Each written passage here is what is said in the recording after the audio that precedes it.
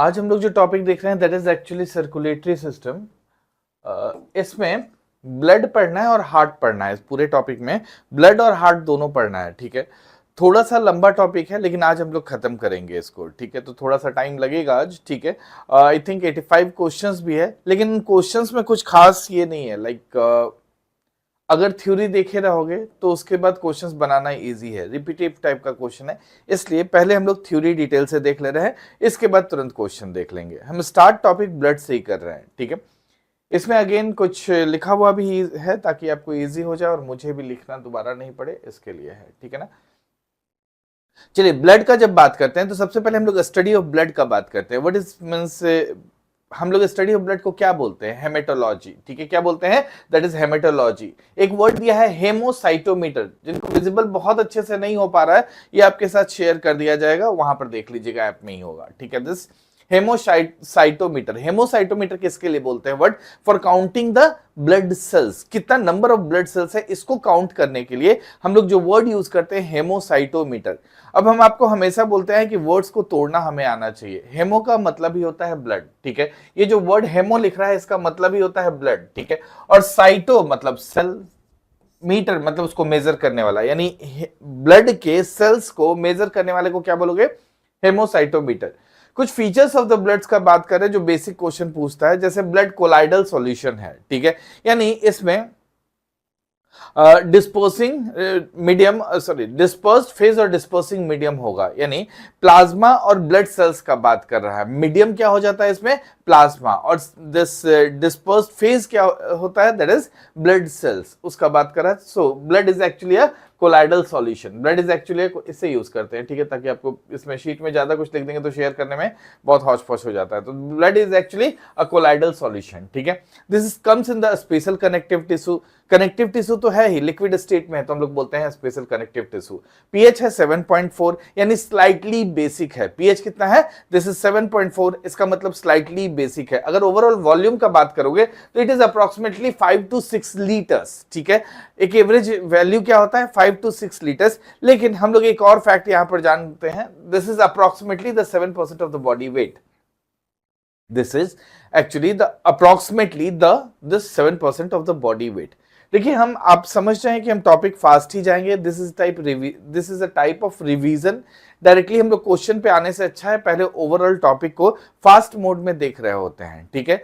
अगर आपको चाहिए कि हम इसको डिटेल से धीरे धीरे हर पॉइंट्स को समझते हुए काम करें, तो इसके लिए जो ब्लड टॉपिक होगा और सर्कुलेटरी सिस्टम, दो अलग अलग टॉपिक होगा। बायोलॉजी वाले सेगमेंट में होगा, ठीक है। जो बायोलॉजी का साइंस का कोर्स है उसमें डिटेल से एक्सप्लेन किया हुआ है, वहां से देख सकते हैं। यही सब बातें हैं, बस यहां पर हम आपको जल्दी जल्दी वही बात बताने का कोशिश कर रहे हैं। क्लियर है?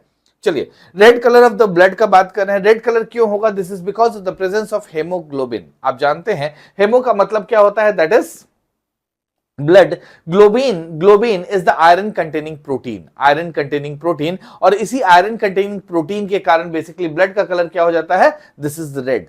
ब्लड का फॉर्मेशन बोन मैरो में होता है, ब्लड का फॉर्मेशन बोन मैरो में होता है, लेकिन ये एडल्ट के केस में होता है। अगर तुम एम्ब्रियो का बात करोगे तो उसमें तो बोन मैरो डेवलप ही नहीं होता है। उस केस में उसमें लिवर, स्प्लीन लिखा हुआ है, लेकिन मोर करेक्टली इज करेक्ट, अगर एक ऑप्शन चुनना है तो दैट इज चूज करना है लिवर या फिर स्प्लीन। एक्चुअल में डिफरेंट स्टेजेस में होता है, तो हम लोग लिवर एंड स्प्लीन डायरेक्टली लिख देते हैं इन एम्ब्रियो में, ठीक है।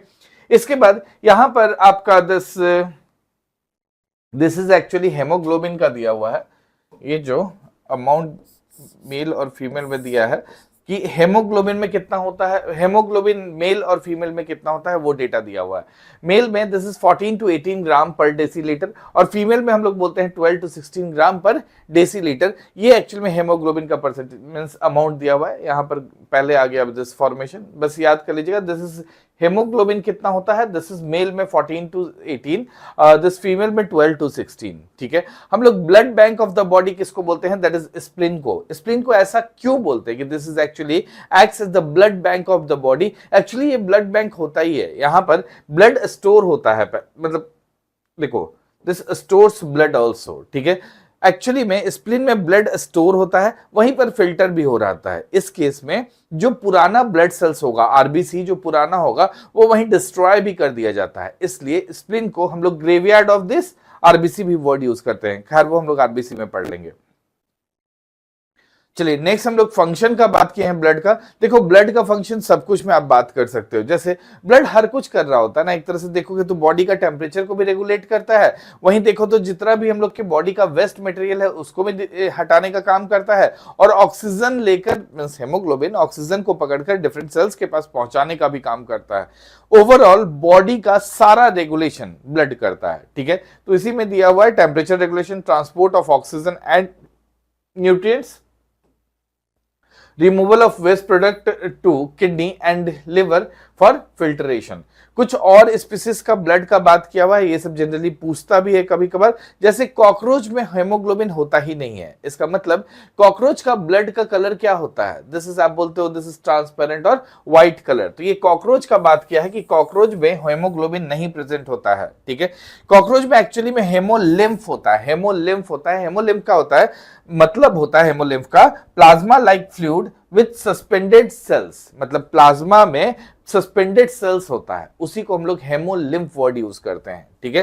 तो इस कारण से इसके पास क्या होता है, white blood cells, no red blood cells, ठीक है, इसके पास व्हाइट ब्लड सेल्स होता है।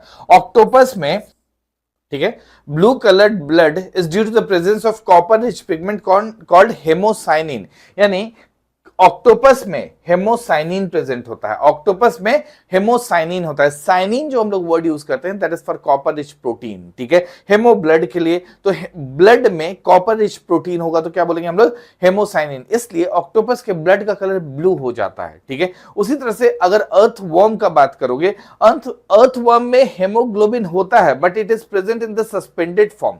तो देखो haemoglobin is dissolved in the blood plasma, haemoglobin है वो जो बेसिकली प्रेजेंट कैसे है, this is present in the form of, this is present in dissolved form in plasma, ठीक है, तो डिसॉल्व फॉर्म में प्रेजेंट होता है। चलिए नेक्स्ट हम लोग बात कर रहे हैं ब्लड का, देख लेते हैं ब्लड का डिवीजन पढ़ लेते हैं, ठीक है। ब्लड को एक्चुअली में हम लोग टू पार्ट्स में डिवाइड करके पढ़ते हैं, that is plasma, blood plasma और ब्लड सेल्स। ब्लड सेल्स को ही ब्लड कार्पल्स बोलते हैं, ठीक है। तो प्लाज्मा और ब्लड सेल्स में दो पार्ट में डिवाइड करते हैं। और परसेंटेज का बात करोगे कितना होता है, यहां लिखे नहीं है, लिख देते हैं, इसमें हम लोग बोलते हैं 55 to 60%, हम 60% लिख रहे हैं, 55 भी दिया है तो बिल्कुल सही दिया है, तो 55 to 60% लिखा जाता है। वहीं ब्लड सेल्स में हम लोग बात करते हैं, दिस इज अप्रोक्सीमेटली 40 to 45%, हम 40% लिख रहे हैं क्योंकि वहां हम 60 लिख चुके हैं। अगर आप 55 और 45 भी लिखते हैं तो गलत नहीं है। इस तरह का भी क्वेश्चन पूछा हुआ है जिसमें ब्लड प्लाज्मा का परसेंटेज 70 बोला है, वो आंसर गलत है, यूपीएससी एक बार पूछ चुका है इस तरह का। तो एक्चुअल परसेंटेज 55 to 60 हम लोग मानते हैं ब्लड प्लाज्मा का। ब्लड प्लाज्मा को अगर डिवाइड करोगे तो हम लोग दो पार्ट में डिवाइड करते हैं, इसमें 90% वाटर होता है, ब्लड प्लाज्मा में 90% वाटर होता है और 10% में अदर प्रोडक्ट होता है। ये भी इंपॉर्टेंट है कि बेसिकली ब्लड प्लाज्मा में वाटर का परसेंटेज कितना होता है, आप बोलोगे सीधा 90%। इसके बाद हम लोग बोलते हैं ओके इसमें कुछ अदर प्रोडक्ट्स भी है। अदर प्रोडक्ट्स में हम लोग बेसिकली तीन पार्ट में डिवाइड कर सकते हैं। हम लोग बोलते हैं कि एक तो होता है प्रोटीन, दूसरा होता है ऑर्गेनिक कंपाउंड, और तीसरा हम लोग कुछ बात करते हैं इनऑर्गेनिक कंपाउंड्स का। हमारे लिए कहीं से ऑर्गेनिक और इनऑर्गेनिक कंपाउंड्स बहुत इंपॉर्टेंस नहीं रखता है। अगर जनरल समझने के लिए बात करोगे तो ऑर्गेनिक कंपाउंड्स जैसे हम लोग ग्लूकोज का बात कर सकते हैं, एमिनो एसिड्स होता है that is again organic compound, तो उनका बात कर सकते हैं, होता है। मतलब इनऑर्गेनिक कंपाउंड्स का अगर बात करोगे तो इनऑर्गेनिक कंपाउंड में आप देखो ना सॉल्ट भी तो कंज्यूम कर ही रहे हो, यानी सोडियम क्लोराइड, ठीक है। उसी तरह से sodium bicarbonate, these are actually inorganic compounds, यानी ऑर्गेनिक इनऑर्गेनिक कंपाउंड्स प्रेजेंट होता है, लेकिन जनरली हम लोग को वहां पर बात करने का जरूरत नहीं पड़ता है, ठीक है। वहीं प्रोटीन इंपॉर्टेंट है, प्रोटीन आपको पढ़ना है। देखो हम लोग जनरली 4 प्रोटीन पढ़ते हैं ब्लड में, हम लोग 4 प्रोटीन पढ़ते हैं। पहला होता है फाइब्रिनोजेन और प्रोथ्रोम्बिन। फाइब्रिनोजेन प्रोथ्रोम्बिन हम लोग एक साथ कर दिए क्योंकि ये दोनों का यूज ब्लड क्लॉटिंग में होता है, अभी हम लोग आगे देखेंगे, ठीक है। यहां नाम बस लिख दे रहे हैं, ठीक है, एक्चुअली में लिख देना चाहिए था पहले ही से, फाइब्रिनोजेन एंड प्रोथ्रोम्बिन,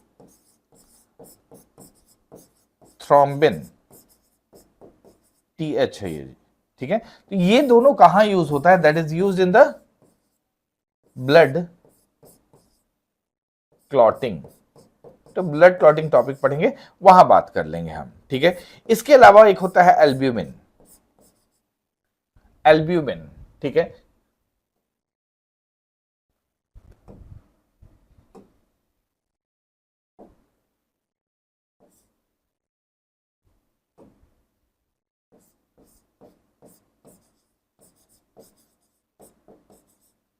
एक और होता है ग्लोब्यूलिन।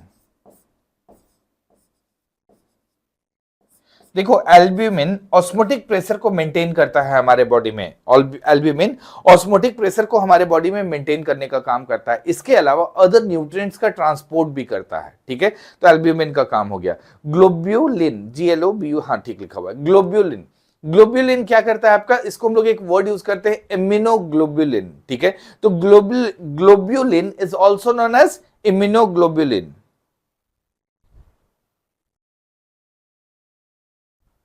हाँ जी, एक सेकंड, हम बता रहे हैं। अभी हम लोग ग्लोब्यूलिन का बात कर रहे हैं, थोड़ा सा समझने का कोशिश कीजिए। एक क्वेश्चन है, ठीक है, क्वेश्चन है, अर्थवर्म में हेमोग्लोबिन होता है? होता है, ठीक है, लेकिन कैसे होता है? सस्पेंडेड फॉर्म में होता है। अर्थवर्म में हेमोग्लोबिन होता है कि नहीं होता है?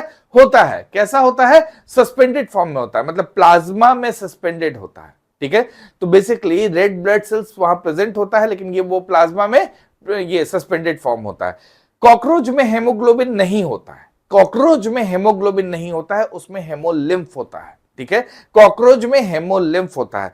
दूसरा तुम पूछ रहे हो कॉकरोच में नहीं होता है, दैट इज करेक्ट, कॉकरोच में नहीं होता है। ऑक्टोपस का एक अलग से याद रखना, उसमें हेमोसाइनिन होता है। साइनिन का मतलब कॉपर रिच प्रोटीन होता है, तो उसमें साइनिन होता है, यानी हेमोसाइनिन, कॉपर का हम लोग बात कर रहे हैं। यानी ऑक्टोपस के ब्लड का कलर ब्लू होता है। ठीक है, इस कारण से। अदरवाइज जैसे इसमें जो कंफ्यूजन है दिस अर्थवर्म में, अर्थवर्म कभी नमक वमक बचपन में डाले होगे, तो उसमें आप बेसिकली समझ रहे हो कि रेड कलर ही होता है ब्लड का। ठीक है, तो रेड कलर जो होता है बेसिकली मतलब this is suspended, haemoglobin is suspended in the plasma, इसलिए हम लोग ऐसा बोलते हैं। क्लियर है? चलो वापस आ जाते हैं। हम लोग ब्लड का डिवीजन कर रहे थे, प्लाज्मा और ब्लड सेल्स में डिवाइड कर दिए थे। प्लाज्मा में दो पार्ट डिवाइड किए थे, वाटर और अदर प्रोडक्ट्स में। हम आपसे बोले थे देखो वाटर 90% होता है, अदर प्रोडक्ट्स में हम प्रोटीन, ऑर्गेनिक कंपाउंड्स और इनऑर्गेनिक कंपाउंड का बात किए। बोले ऑर्गेनिक और इनऑर्गेनिक कंपाउंड एग्जाम के लिए कहीं से इंपॉर्टेंट नहीं है। हालांकि समझने के लिए ऑर्गेनिक कंपाउंड में आप ग्लूकोज, अमीनो एसिड्स, इन सब का बात कर सकते हैं। इनऑर्गेनिक कंपाउंड में आप जैसे सॉल्ट जो हम लोग कंज्यूम करते हैं, NaCl या सोडियम बाइकार्बोनेट, इस तरह का बात कर सकते हैं। हम आपसे बोले जो प्रोटीन है दैट इज इंपॉर्टेंट, आपको नाम याद रखना होगा और एग्जाम में पूछा भी जा सकता है। इसमें सबसे पहले हम फाइब्रिनोजेन और प्रोथ्रोम्बिन का बात किए। फाइब्रिनोजेन और प्रोथ्रोम्बिन एक्चुअली में ब्लड क्लॉटिंग में यूज होता है, तो एक टॉपिक है हमारा ब्लड क्लॉटिंग, वहां पर पढ़ेंगे। ठीक है, इसके बाद हम लोग एल्ब्यूमिन का बात किए। एल्ब्यूमिन ऑस्मोटिक प्रेशर को मेंटेन रखता है, साथ साथ न्यूट्रिएंट्स ट्रांसपोर्ट करने का काम करता है। नेक्स्ट हम ग्लोब्यूलिन का बात किए। हम बोले देखो globulin is also known as immunoglobulin. ठीक है, इम्यूनोग्लोब्यूलिन का मतलब क्या हो जाता है? मतलब इम्यून सिस्टम प्रोवाइड कर रहा है, तो इसको हम लोग एंटीबॉडीज भी बोल देते हैं। ठीक है, तो यहां पर हम बस इसके लिए एक दूसरा वर्ड लिख दे रहे हैं ताकि आपको याद रहे कि एग्जाम में तो कभी इम्यूनोग्लोबुलिन नहीं लिखेगा ना जी, मतलब ही क्लियर हो जाएगा कि अच्छा एंटीबॉडी का बात कर रहा है, इम्यूनोग्लोबुलिन। ठीक है, इम्यून सिस्टम कौन प्रोवाइड करता है? ऑलवेज एंटीबॉडी का हम लोग बात करते हैं, इसलिए ऐसे लिखते हैं एंटीबॉडीज। मेरे हिसाब से क्लियर है ये?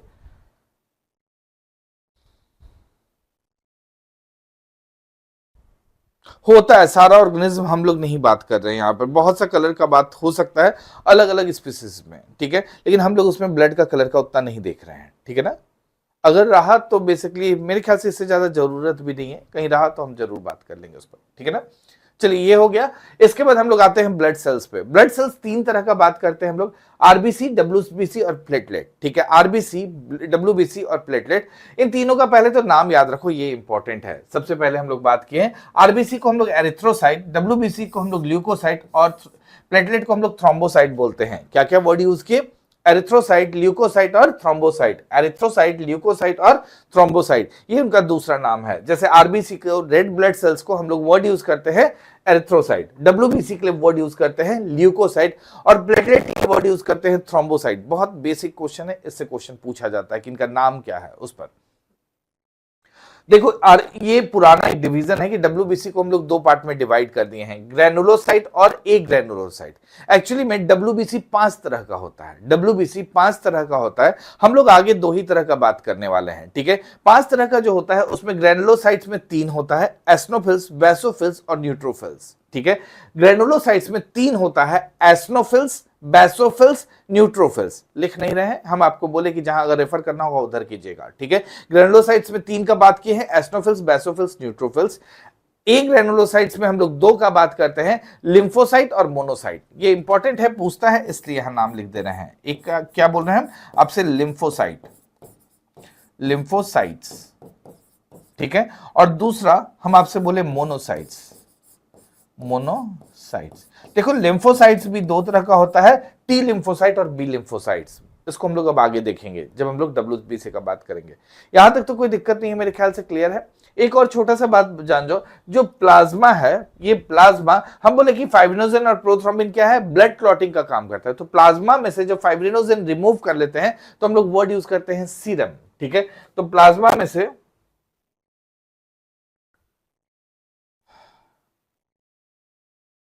यहां लिख देते हैं, ठीक है ना, प्लाज्मा माइनस फाइब्रिनोजेन, मतलब फाइब्रिनोजेन को हम रिमूव कर लिए, फाइब्रिनोजेन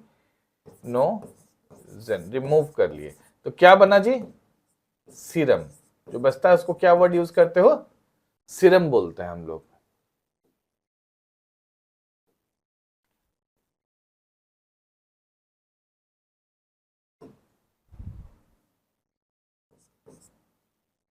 यहां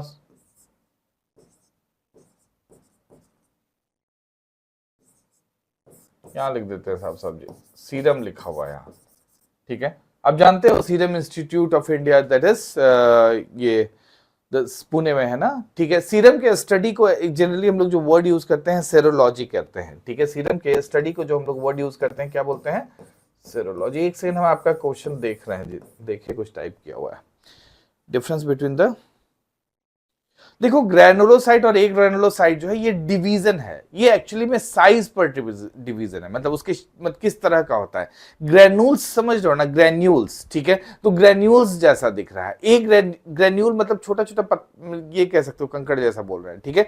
तो उस तरह का जो छोटा छोटा मतलब साइज में दिख रहा है उसको बोलते हैं ग्रेनुलोसाइट, और दूसरा हम लोग वर्ड यूज करते हैं एक ग्रेनुलोसाइट। तो ये एक तरह का डिवीजन है, पुराना डिवीजन है, अब कभी भी किसी एग्जाम में नहीं पूछता है कि हम लोग और उसमें डिस्कशन करते रहे, ठीक है ना। कभी भी उस तरह का क्वेश्चन दिख जाए आप तुरंत उसको मतलब ये कीजिए, पोस्ट कीजिए, समझने का कोशिश कीजिए जो टॉपिक हम बता रहे हैं उसमें कहीं से कोई एग्जाम में, not even this state PCS CDS NDA इन सब में भी कहीं नहीं पूछा हुआ है। तो मतलब नहीं है कि उतना हम लोग डिटेल बात कर लें। इस इनफैक्ट एस्ट्रोफिल्स, बेसोफिल्स, न्यूट्रोफिल्स के बारे में भी ज्यादा कुछ पूछा हुआ नहीं है। पहले एक दो क्वेश्चन है, अगर बोलिएगा तो हम बेसिक बात बता देंगे, लिखवाएंगे नहीं यहाँ पर। चलिए एक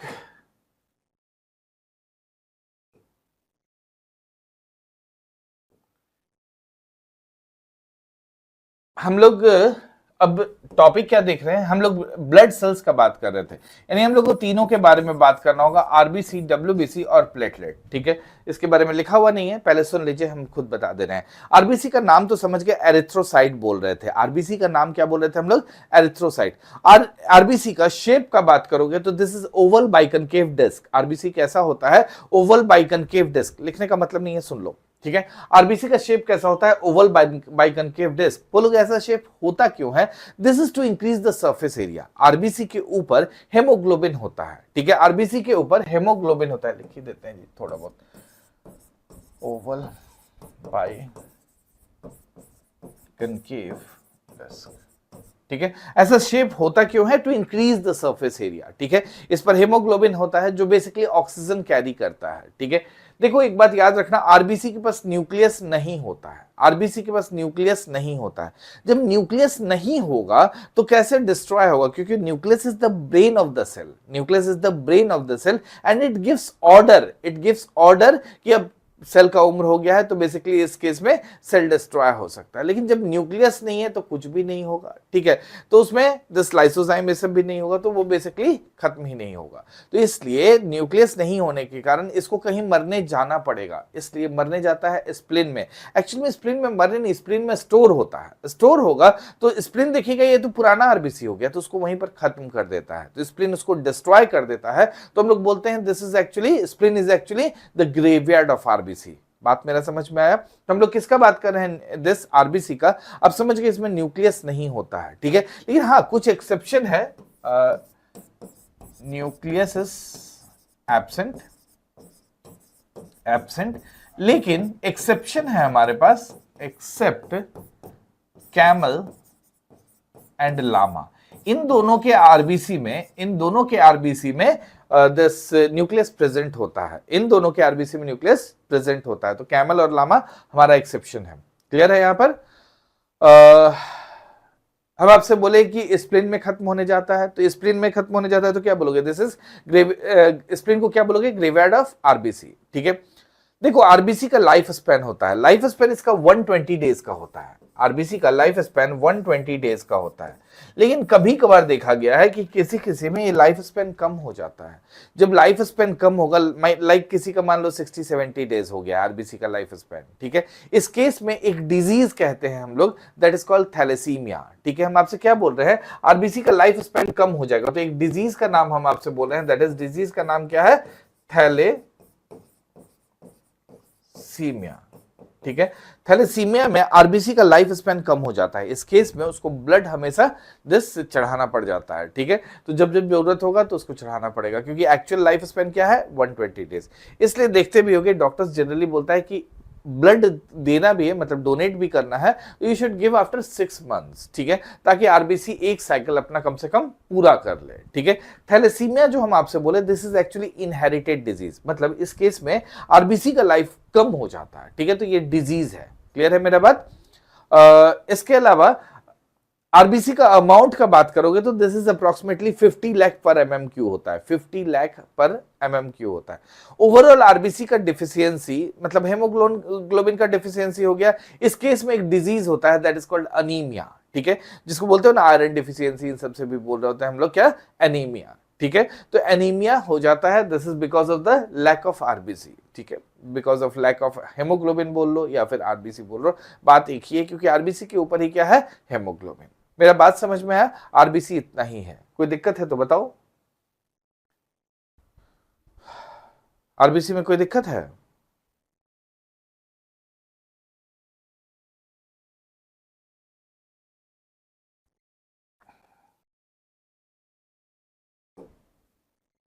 नेक्स्ट इज डब्ल्यूबीसी। डब्ल्यूबीसी का नाम क्या है? ल्यूकोसाइट। डब्ल्यूबीसी का नाम क्या है? This is leucocyte. देखो, डब्ल्यूबीसी में न्यूक्लियस प्रेजेंट होता है, डब्ल्यूबीसी में न्यूक्लियस प्रेजेंट होता है। ये इसको बाकी ब्लड सेल से अलग करता है, ये इसको बाकी ब्लड सेल से अलग करता है। यानी बाकी ब्लड सेल्स कौन सा हुआ? आरबीसी और प्लेटलेट। डब्ल्यूबीसी में न्यूक्लियस प्रेजेंट होता है, सो आरबीसी और प्लेटलेट से इसको अलग करता है। इसका मतलब एक और बात आपको समझ में आ गया होगा कि प्लेटलेट में भी न्यूक्लियस नहीं होता है। ठीक है, जिसमें न्यूक्लियस नहीं होगा जाके स्प्लिन में ही मरेगा। इसका मतलब साफ है कि प्लेटलेट भी डिस्ट्रॉय कहां होता है? स्प्लिन में ही होता है। ठीक है, तो डब्ल्यूबीसी के पास न्यूक्लियस प्रेजेंट होता है। ठीक है, डब्ल्यूबीसी का नंबर बहुत इंपॉर्टेंट नहीं है, this is approximately 6000 to 8000 per एमएमक्यू हम लोग बोलते हैं। This is approximately 6000 to this 8000 per एमएमक्यू।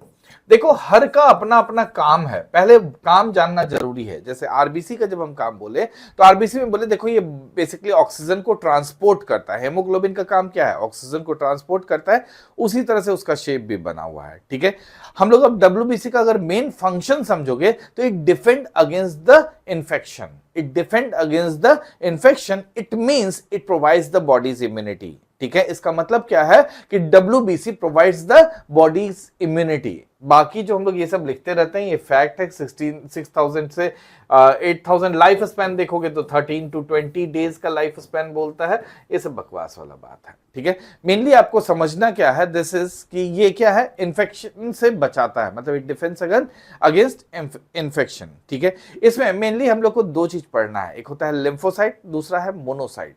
ठीक है, लिम्फोसाइट भी दो तरह का होगा। Lymphocyte,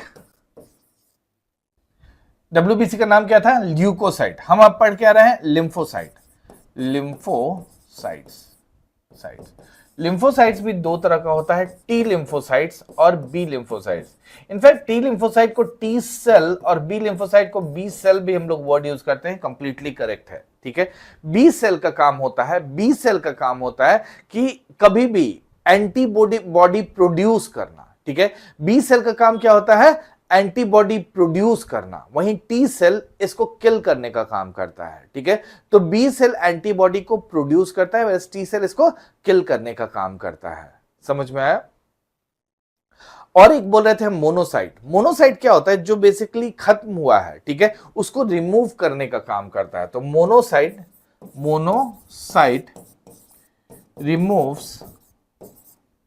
removes dead cell. तो सबसे बड़ा साइज किसका होगा? जो खा पी के एंजॉय कर रहा है, ठीक है, ये सब डेड सेल को खा पी के एंजॉय करता है। कौन? मोनोसाइट। तो साइज वाइज सबसे बड़ा दिस मोनोसाइट्स ही होता है। लिम्फोसाइट और मोनोसाइट जो है, देखो ये हम लोग को किसी भी तरह का मतलब जो डिजीज हुआ है उसको याद रखने का भी काम करता है, क्योंकि बी सेल उसके खिलाफ एंटीबॉडी बना रहा था, टी सेल उससे लड़ रहा था और मोनोसाइट इसको खा गया। तो इन दोनों को मिलाकर हम लोग कभी कभार फ्यूचर सेल और मेमोरी सेल भी बोल देते हैं। यानी जो हम लोग का वैक्सीनेशन प्रोसेस है, फ्यूचर सेल और मेमोरी सेल, ठीक है, यानी हम लोग का जो वैक्सीन मेमोरी, यानी हम लोग का जो वैक्सीनेशन प्रोसेस है उस केस में इन्हीं को एक्टिवेट किया जाता है। जैसे जब पहला वैक्सीन दिया गया, ये कोई भी वैक्सीन दिया गया, तो आपका बॉडी रिस्पॉन्ड करके अपना टेम्परेचर को बढ़ाता है। जनरली वैक्सीन मतलब क्या होता है? इसका मतलब होता है डेड और वीक वायरसेस, इन सबको इंजेक्ट करना। डेड और वीक वायरस जाएगा तो उसके खिलाफ हमारा बॉडी रिस्पॉन्स करेगा और एंटीबॉडी जनरेट कर लेगा, ठीक है। तो बेसिक वैक्सीन का यही प्रोसेस होता है, ठीक है। इसी को थोड़ा लॉन्ग फॉर्म में यूपीएससी पूछ चुका है 15 मार्क 15 मार्कस में, ठीक है। 15 मार्कस मतलब 250 वर्ड्स में मेंस में पूछा हुआ है, ठीक है। हालांकि बी सेल और टी सेल भी उनका प्रीलिम्स का क्वेश्चन था, आई थिंक 2022 में ये पूछा हुआ है, बी सेल और टी सेल, ठीक है। तो बेसिक क्वेश्चन इनसे बनता है। दिस इज फ्यूचर सेल और मेमोरी सेल हम लोग वर्ड यूज करते हैं। ओवरऑल डब्ल्यूबीसी का बात करोगे तो ये किसी भी तरह का डिजीज या इन्फेक्शन से लड़ने का काम करता है। बाकी भी यही करता है जी, ठीक है। जैसे बैसोफिल्स, न्यूट्रोफिल्स और एस्नोफिल्स का भी बात किए थे, ये सब भी इन्फेक्शन से ही लड़ने का काम कर रहा है, ठीक है। नेक्स्ट हम लोग बात कर रहे हैं थ्रोम्बोसाइट्स का। प्लेटलेट को हम लोग क्या बोलते हैं? थ्रोम्बोसाइट। प्लेटलेट्स को क्या बोलते हैं? थ्रोम्बोसाइट। पहले पेज में लिखा हुआ है, दोबारा हम नहीं लिख रहे हैं। प्लेटलेट्स का संख्या जानना चाहिए, इसमें कभी कभार नंबर्स पूछ सकता है। 1.5 to 3.5 लाख क्या पर MMQ, ठीक है। हम बोले इसका नंबर पूछ सकता है, समझने का कोशिश करो। डेंगी या चिकनगुनिया, डेंगी या चिकनगुनिया, डेंगू बोलते हो, डेंगी बोला जाता है, ठीक है। तो डेंगी, डेंगू जो बोलना है बोलो। और चिकनगुनिया, इन दोनों में प्लेटलेट का संख्या कम हो जाता है, प्लेटलेट का संख्या कम होने लगता है। तो इसी कारण से बेसिकली प्लेटलेट चढ़ाना भी पड़ता है बहुत बार, ठीक है। तो इसलिए इसका नंबर इंपॉर्टेंट हो जाता है। देखो इसका लाइफ स्पैन बहुत कम होता है, 8 to 10 डेज। इसलिए देखते हो इसका टेस्टिंग भी तुरंत तुरंत करता है। जब कभी भी प्लेटलेट डाउन हो रहा है, गिरेगा भी शार्प और बेसिकली इंक्रीज भी शार्प वे में होगा, ठीक है। तो प्लेटलेट या फिर आप जिसको बोलते हैं थ्रोम्बोसाइट्स, इसका बेसिक फंक्शन हम लोग सबका देख रहे हैं। तो इसका बेसिक फंक्शन क्या है? It helps in the blood clotting, ठीक है। It helps in the blood clotting. तो ये बेसिकली ब्लड क्लॉटिंग में हेल्प करता है। तीनों का फंक्शन तो आपको समझ में आ गया। जैसे आरबीसी का फंक्शन क्या था? ऑक्सीजन का ट्रांसपोर्ट करना। डब्ल्यूबीसी का फंक्शन क्या था? बेसिकली आपका किसी भी इंफेक्शन से डिफेंड करना। और प्लेटलेट का क्या फंक्शन है? दैट इज ब्लड क्लॉटिंग में हेल्प करना, ठीक है। तो यही इसके बारे में था। डेंगू और चिकनगुनिया टाइप का डिजीज में प्लेटलेट का संख्या घटने लगता है तेजी से। क्लियर है मेरा बात? नेक्स्ट टॉपिक है हमारा ब्लड क्लॉटिंग। नेक्स्ट टॉपिक है हमारा ब्लड क्लॉटिंग। ब्लड क्लॉटिंग को हम लोग दूसरा नाम भी बोलते हैं, that is cascading process of blood. वही लिखा हुआ है यहां पर, ठीक है। This is the cascading process of blood, ठीक है। कैस्केडिंग प्रोसेस ऑफ ब्लड, एक सोचो कि ब्लड क्लॉटिंग को हम लोग कोगुलेशन प्रोसेस या फिर कैस्केडिंग प्रोसेस ऑफ ब्लड जब वर्ड यूज करते हैं, कैस्केडिंग का मतलब ही होता है क्या? अ सीरीज ऑफ स्टेप्स, यानी हर स्टेप को फॉलो करेगा, हर स्टेप को फॉलो करेगा। ब्लड क्लॉटिंग एक्चुअली में 4 स्टेप प्रोसेस है, ठीक है। ब्लड क्लॉटिंग एक्चुअली में 4 स्टेप प्रोसेस है, वही लिखा हुआ है यहाँ। स्टेप 1, स्टेप 2, स्टेप 3, स्टेप 4, हम लोग उसी को पढ़ने वाले हैं। देखो स्टेप 1 में जब इंजरी होता है यानी कट लगता है, तो सबसे पहले फंक्शन किसको करना चाहिए? प्लेटलेट्स को, वही लिखा है, ठीक है। सबसे पहले फंक्शन किसको करना चाहिए? अभी तो पढ़े हम लोग, किसको फंक्शन करना चाहिए जी? प्लेटलेट को, ठीक है। तो प्लेटलेट सबसे पहले आता है, ठीक है। प्लेटलेट एक्चुअली में जब एक्सपोज होता है एयर में, मतलब एयर के कनेक्ट कांटेक्ट में आता है, तो थ्रोम्बोप्लास्टिन बना देता है। ठीक है, क्या बना देने लगता है? थ्रोम्बोप्लास्टिन। समझ गए? प्लेटलेट जब एयर के कांटेक्ट में आता है तो थ्रोम्बोप्लास्टिन बनाने लगता है। सेकेंड स्टेप में आइए, थ्रोम्बोप्लास्टिन यहां पर आ गया। थ्रोम्बोप्लास्टिन कैल्शियम के प्रेजेंट में, हमारे बॉडी में कैल्शियम जो है उसके प्रेजेंस में प्रोथ्रोम्बिन से रिएक्ट करता है। प्रोथ्रोम्बिन हम लोग कहां पढ़े थे? प्लाज्मा में। ठीक है, प्लाज्मा में प्रेजेंट क्या होता है? प्रोथ्रोम्बिन। उससे रिएक्ट करके क्या बना देता है? थ्रोम्बिन। लिखा हुआ है यहां, थ्रोम्बिन क्या बना देता है? थ्रोम्बिन। समझ में आया? थ्रोम्बोप्लास्टिन कैल्शियम के प्रेजेंट में दूसरा ये प्रोटीन बात कर रहे हैं प्रोथ्रोम्बिन, उससे रिएक्ट करके क्या बना देता है? थ्रोम्बिन। क्लियर है? इसलिए बोलते हैं कि देखो ब्लड क्लॉटिंग में कैल्शियम का भी यूज होता है। स्टेप 2 में आपको दिख गया। अब देखो थ्रोम्बिन, यहां से थर्ड स्टेप में बात कर रहे हैं। This thrombin, fibrinogen. फाइब्रिनोजेन कहां था? ब्लड प्लाज्मा में अगेन। ठीक है, तो फाइब्रिनोजेन जिसको हम लोग हटा के क्या बनाए थे? सीरम। तो बेसिकली थ्रोम्बिन फाइब्रिनोजेन से मिलकर फाइब्रिन बनाता है। ठीक है, फाइब्रिन क्या होता है? देखो, insoluble threads of protein. Threads of protein मतलब क्या है? This is thread like this, ऐसा थ्रेड बन जाएगा। ठीक है, ऐसा थ्रेड बन जाएगा। ऐसा थ्रेड फाइब्रिन क्या है? This is fine threads. ठीक है, फाइब्रिन क्या है? These are the fine threads. ऐसा थ्रेड जब बन गया तो जब भी उससे ब्लड सेल्स जाएगा, मान लो ऐसा बन गया, अब इसमें से ब्लड सेल्स जा रहा है तो ब्लड सेल्स उसको रोक लेगा और धीरे धीरे यहां पर क्या होगा? क्लॉटिंग हो जाएगा। इसी को वर्ड यूज करते हैं फाइनली थ्रोम्बस। क्या होता है? ब्लड क्लॉट को क्या बोलते हैं हम लोग? थ्रोम्बस। समझ में आया? पढ़े रहोगे तभी समझ में आएगा, नहीं तो स्पीड फास्ट है, हम भी समझ रहे हैं कि नहीं समझ आएगा फिर। ठीक है, तो बेसिकली ये भी पूरा भी करना है तो पता चला 3-4 घंटा हम इसी को एक्सप्लेन करते रह जाएंगे। ठीक है ना, तो वो ऑलरेडी किया हुआ है, मन होगा तो वहां देख लेना, अगर पढ़े हो तो समझ में अच्छे से आ रहा होगा। ठीक है, किसका बात किया हम लोग? देखो 4 स्टेप का बात किया। सबसे पहले बोले थ्रोम्बोसाइट्स। थ्रोम्बोसाइट्स मतलब प्लेटलेट, एयर के प्रेजेंस में दिस थ्रोम्बोप्लास्टिन बना देता है। सेकेंड स्टेप में थ्रोम्बोप्लास्टिन कैल्शियम के प्रेजेंस में प्रोथ्रोम्बिन से रिएक्ट करके थ्रोम्बिन बना देता है। थर्ड स्टेप में थ्रोम्बिन फाइब्रिनोजेन से रिएक्ट करके फाइब्रिन बना देता है। फाइब्रिन थ्रेड लाइक स्ट्रक्चर है जो बेसिकली ब्लड सेल्स को रोक लेता है और ब्लड को क्लॉट कर देता है। इसी को हम लोग बोलते हैं दिस इज थ्रोम्बस।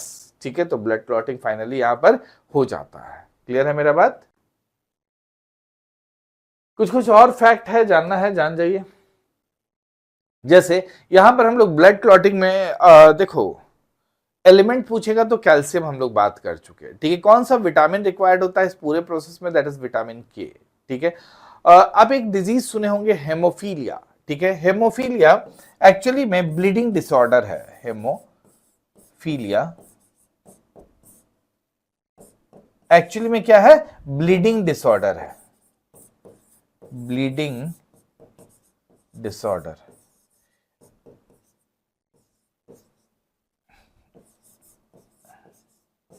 एक्चुअली में हेपरिन होता है, हेपरिन जो ब्लड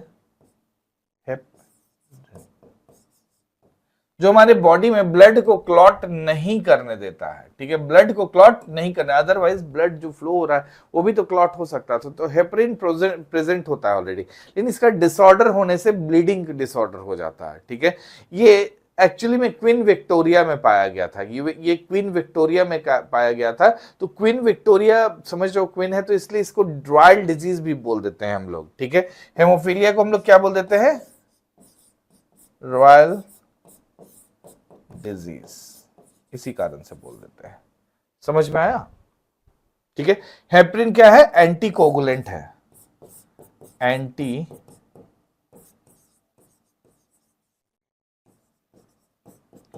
एंटीकोगुलेंट है, मतलब कोगुलेशन नहीं होने देता है। क्लियर है? क्लियर है? जल्दी बताओ, इसको देख लो एक बार।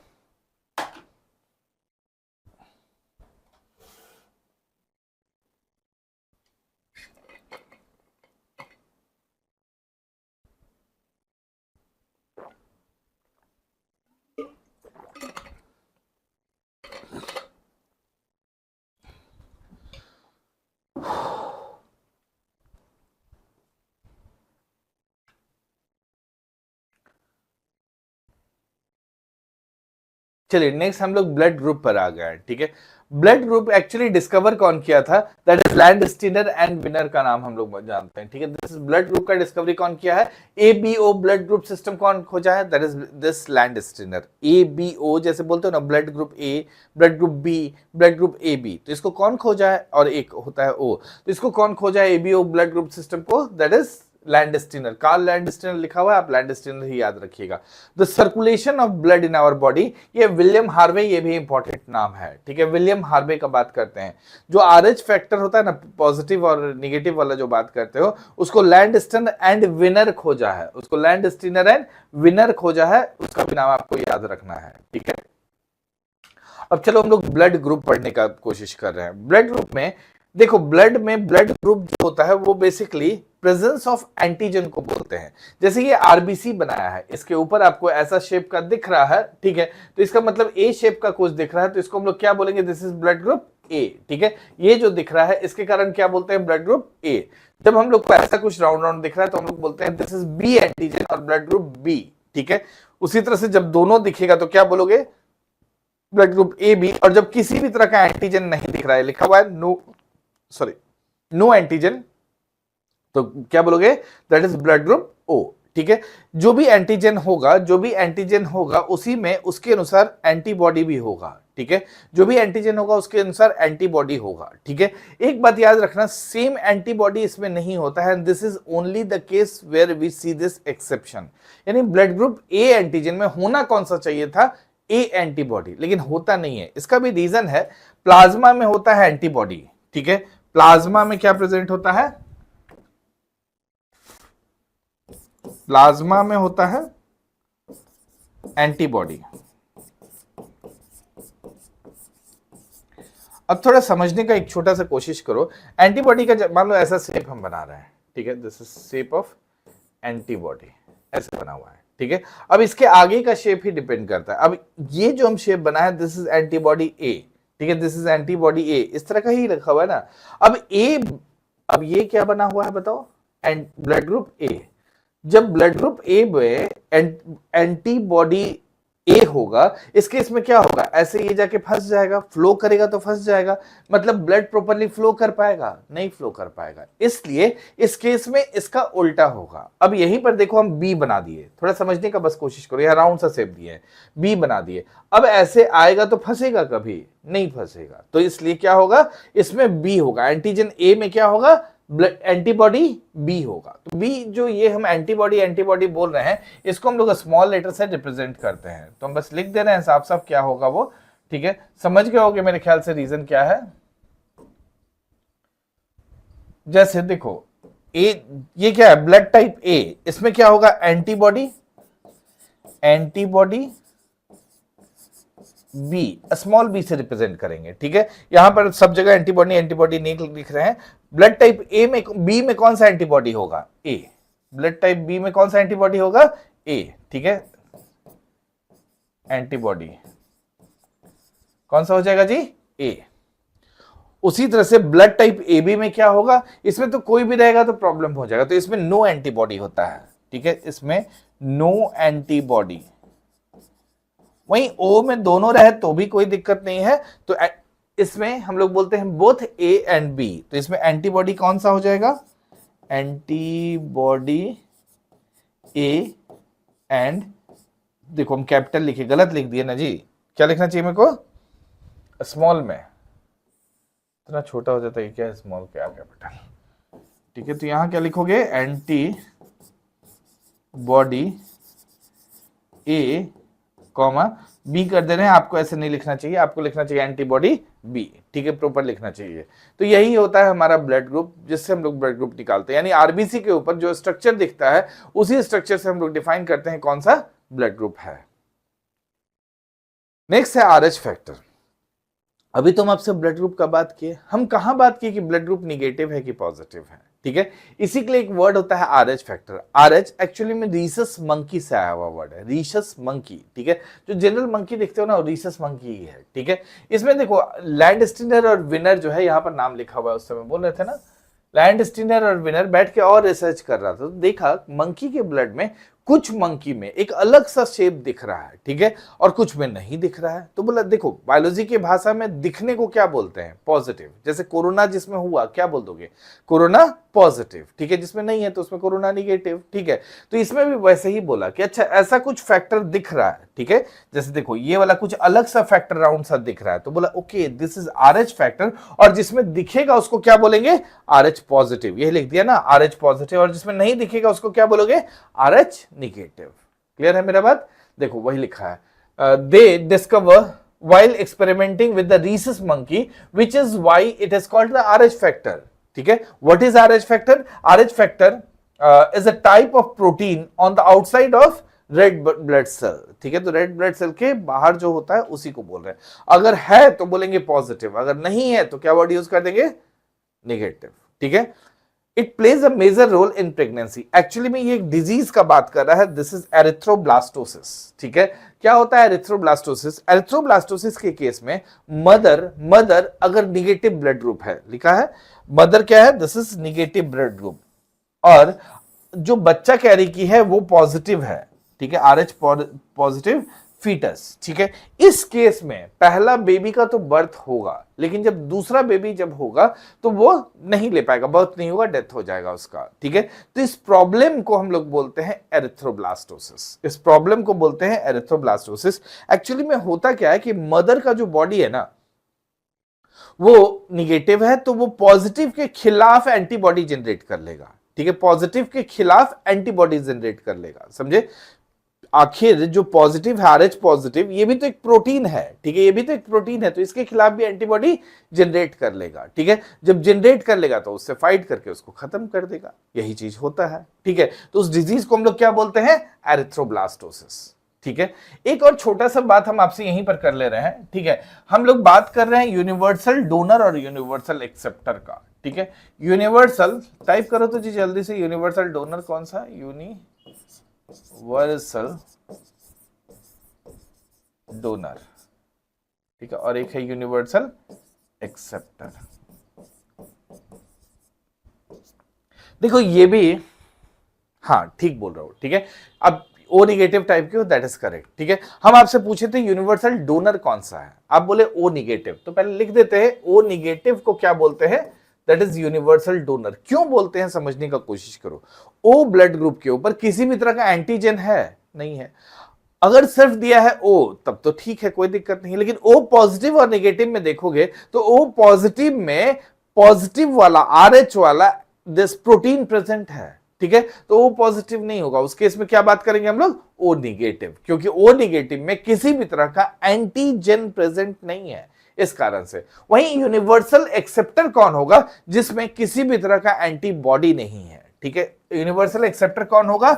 जिसके पास किसी भी तरह का एंटीबॉडी प्रेजेंट नहीं है, ठीक है।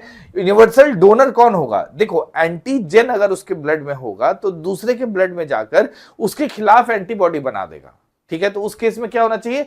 एंटीजन के ऊपर, मतलब उसके ऊपर किसी भी तरह का, RBC के ऊपर किसी भी तरह का एंटीजन नहीं होना चाहिए। तो यूनिवर्सल डोनर कौन हो गया? O negative. वहीं देखो यूनिवर्सल एक्सेप्टर किसको कह रहे हैं? AB positive. The reason is simple कि इसमें किसी भी तरह का अपोज करने वाला नहीं होना चाहिए, यानी एंटीबॉडी नहीं होना चाहिए, तो इसमें कोई तरह का एंटीबॉडी प्रेजेंट ही नहीं होता है, ठीक है, किसमें? AB पॉजिटिव में। तो ये क्या हो गया? Universal acceptor. क्लियर है? हाँ जी बिल्कुल सही लिखे हो। अच्छा ये एंटीजन और एंटीबॉडी बिना मतलब का हम लोग पढ़े ना, वहां लिखे, ये तो लिखा ही हुआ है यहाँ पर, ठीक है, कि ब्लड ग्रुप A है तो एंटीजन क्या हो जाएगा उसके अंदर? अच्छा सॉरी, ब्लड ग्रुप A है तो एंटीजन क्या हो गया? A, उसके अंदर एंटीबॉडी क्या हो गया? B, ठीक है। अब ये गलत लिखा है, कैपिटल लिखा हुआ है, it should be actually small, ठीक है। स्मॉल लेटर से हम लोग रिप्रेजेंट ही करते हैं। ब्लड ग्रुप बी हो गया तो एंटीजन हो गया बी, और उसके अंदर ये क्या हो गया? एंटीबॉडी ए, ठीक है। ए बी के अंदर किसी भी तरह का एंटीबॉडी नहीं होता है, और जिसके पास ब्लड ग्रुप ओ है उसके पास किसी भी तरह का एंटीजन नहीं होगा, पर एंटीबॉडी ए और बी होगा। The antigen antibody interaction is crucial in the safe blood transfusion, यानी ब्लड जब हम लोग चढ़ाते हैं तो एंटीजन एंटीबॉडी का ये रिलेशन देखना होगा। A mismatch can cause agglutination यानी clumping and lead to severe reaction,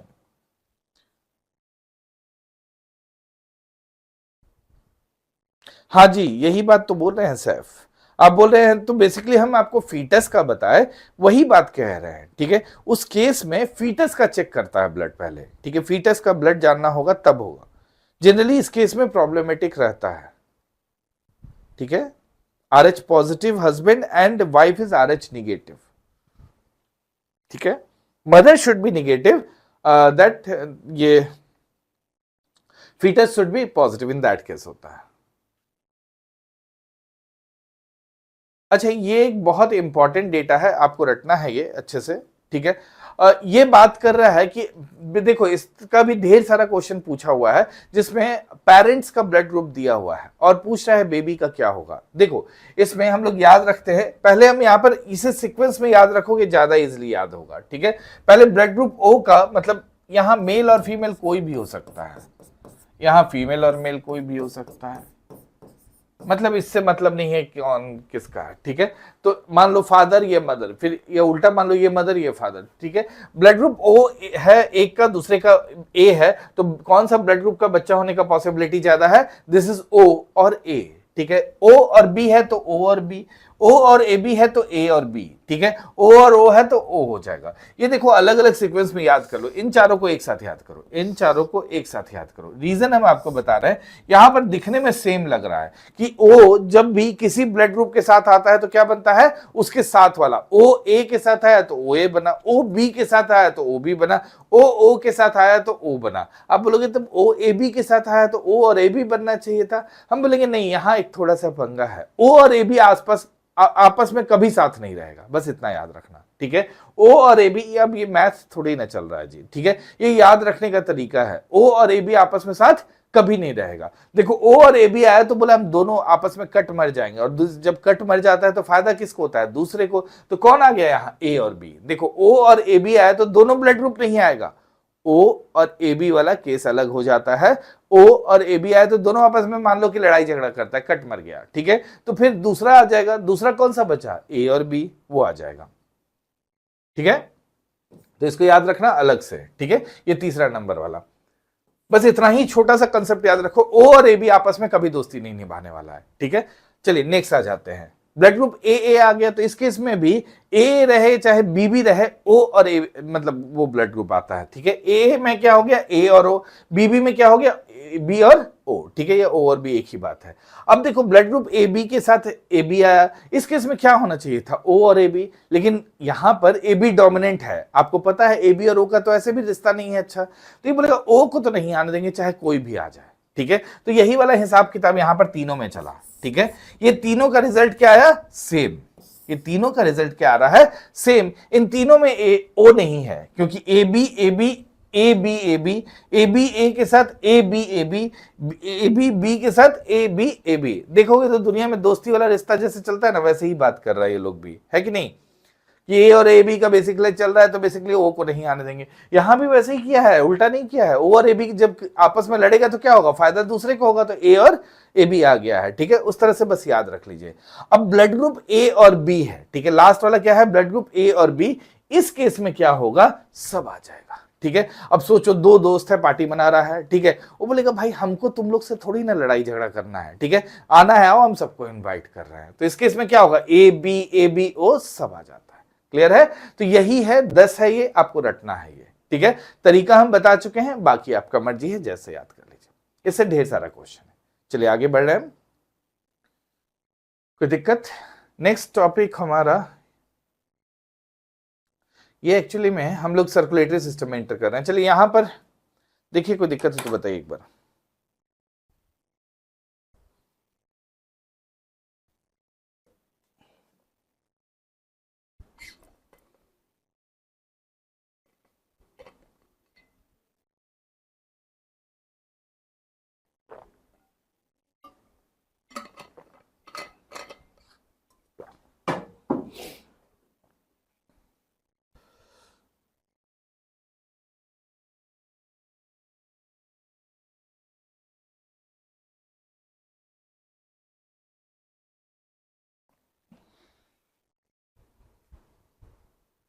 उम्मीद तो है कि हम लोग कंप्लीट करेंगे, आगे देखते हैं।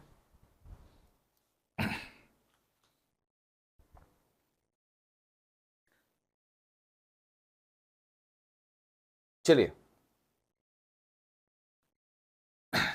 हम लोग नेक्स्ट टॉपिक बात कर रहे हैं सर्कुलेटरी सिस्टम का। सर्कुलेटरी सिस्टम में सबसे पहले हम लोग पढ़ते हैं, देखो सर्कुलेटरी सिस्टम में आपको आर्टरीज, वेन्स, ब्लड और हार्ट पढ़ना है, ये 4 टॉपिक पढ़ना होता है। हम लोग ब्लड पहले ही पढ़ लिए, ठीक है। अब हम लोग क्या पढ़ने वाले हैं, दिस इज आर्टरीज और वेन्स, ठीक है। आर्टरीज और वेन्स में पहले यहाँ डिफरेंस दिखाने का कोशिश किया है, खैर ये सब छोड़िए, आर्टरीज और वेन्स का डिफरेंस आप बस बेसिक बात समझिए। जो हार्ट से ब्लड को लेके जाता है उसको आर्टरीज बोलते हैं, ठीक है। जो हार्ट से ब्लड को लेके जाता है उसको आर्टरीज बोलते हैं, और जो हार्ट की तरफ लेके जाता है, मतलब वापस हार्ट की तरफ लेके जाता है, उसको क्या बोलते हैं हम लोग, वेन्स। जो हार्ट की तरफ, मतलब हार्ट से लेके जाएगा ब्लड, अब समझने का कोशिश करो, ब्लड प्रेशर जानते हो 120/80 होता है, ठीक है। जो हार्ट से लेके जाएगा उसका वेसल्स, आर्टरी जो होगा वो कैसा होगा, कॉमन सेंस अब लगाएंगे, ठीक है। हार्ट से जो लेकर जाएगा, क्या उसमें बेसिकली दिस, ये लिखा हुआ है ना, दिस इज, देखो, it carry blood away from the heart, तो हार्ट से लेके जाता है, कैसा ब्लड होगा, this is actually the oxygenated blood, this is the oxygenated blood. यहां एक एक्सेप्शन है, पल्मोनरी आर्टरी, इसको हम लोग इमेज में देख लेंगे, ठीक है ना। इसमें प्रेशर ज्यादा होता है, एक्चुअली 120 mm of Hg होता है, तो दिस इज हाई प्रेशर, ठीक है। वॉल का थिकनेस का बात करोगे तो आर्टरीज थिक होता है, मस्कुलर होता है और इलास्टिक नेचर का होता है, ठीक है। इसमें वाल्व नहीं लगा होता है, वाल्व एक अच्छा क्वेश्चन है जो पूछता है इसमें, ठीक है। वेन्स में वाल्व होता है, ठीक है। वाल्व क्या होता है, जो बेसिकली ब्लड, जब मान लो वाल्व देखियो ना, चापाकल ये सब में वाल्व लगाया रहता है, पानी आया तो रोक के रखता है, ठीक है। उसी तरह से मान लो ब्लड प्रेशर डाउन हो गया तो ब्लड वापस भी तो जा सकता है, इस केस में वहां वाल्व का सख्त जरूरत होता है, तो वहां वाल्व लगा रहता है, ठीक है। तो इसी का बात किया हुआ है, वेन्स में वाल्व होता है, दिस आर्टरीज में वाल्व नहीं रहता है, ठीक है। डायग्राम में जनरली कलर हम लोग इसका रेड दिखाते हैं और ऐसे ब्लू बोलते हैं, ठीक है। आर्टरी का नाम लिखा है, कोई मतलब नहीं है। उसी तरह से वेन्स का देख लो, वेन्स क्या होगा, इसमें डीऑक्सीजनेटेड ब्लड आएगा, मतलब क्या हुआ, ऑक्सीजन रिलीज कर दिया, हार्ट के पास वापस आ रहा है, ठीक है। यहां भी एक एक्सेप्शन है, लो प्रेशर होता है, इसमें 80 mm of Hg होता है, इसमें कितना होता है, 120 mm of Hg होता है। जो आपको नस वस दिखता है ना ब्लड बॉडी में, ठीक है, जो भी नस दिखता है वो वेन्स है, आर्टरीज नहीं है। आर्टरीज प्रोटेक्टेड होगा, उसका प्रेशर ज्यादा है ना, 120 mm of Hg, तो अंदर और प्रोटेक्टेड है, समझ में आया। जो आपको इंजेक्शन दिया जाता है या ब्लड निकाला जाता है वो सब वेन्स से किया जाता है, ठीक है। तो वो सब वेन्स से होता है, आर्टरीज से नहीं करेगा, आर्टरीज प्रोटेक्टेड है, अंदर है थोड़ा, समझ में आया। तो यही सब है, देखिएगा। एक और समझिए कि बेसिकली जो हम लोग ये पूरा ब्लड का सर्कुलेशन का बात करते हैं, तो हार्ट से पंप होता है ब्लड, कहां जाता है फाइनली, कैपिलरीज में। जो लास्ट पॉइंट है कैपिलरीज है, जहां से ब्लड बेसिकली कैपिलरीज से सेल्स में, सॉरी, कैपिलरीज में ब्लड का जो ऑक्सीजन है वो सेल्स में चला जाता है और फाइनली डीऑक्सीजनेटेड ब्लड वापस हार्ट में आता है। तो एक सर्कल है, एक साइकिल है, सर्कल बोल दिए सॉरी, एक साइकिल है, हार्ट से एओर्टा, एओर्टा से आर्टरीज, आर्टरीज से आर्टियोल और आर्टियोल से कैपिलरीज, ठीक है, वही लिखेगा, ठीक है। देखो हार्ट से कहां गया, एओर्टा, एओर्टा से आर्टरीज, आर्टरीज से आर्ट्रियोल्स, पतला होते जा रहा है, ठीक है, ये पतला होता जा रहा है, ठीक है। तो ये क्या बनाया है, आर्ट्रियोल्स बनाया हुआ है, ठीक है।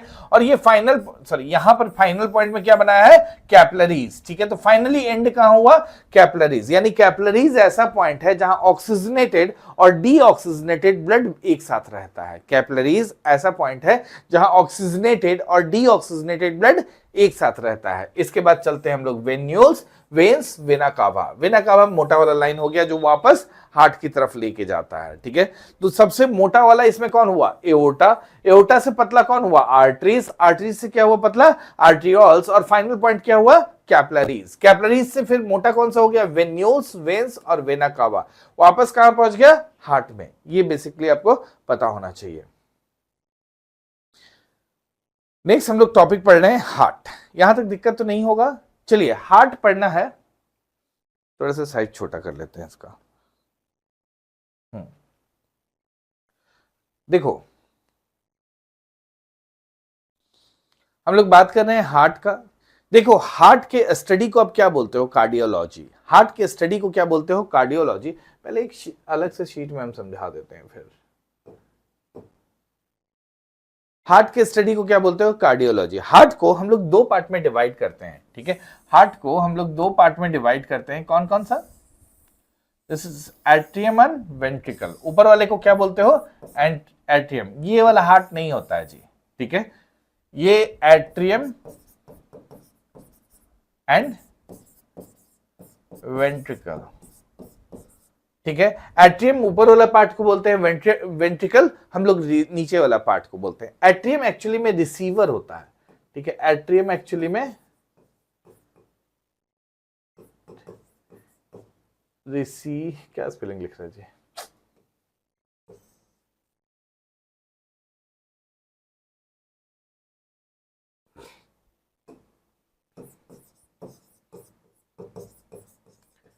रिसीवर होता है। वहीं जो वेंट्रिकल होता है उसका काम होता है पंप करना, ठीक है।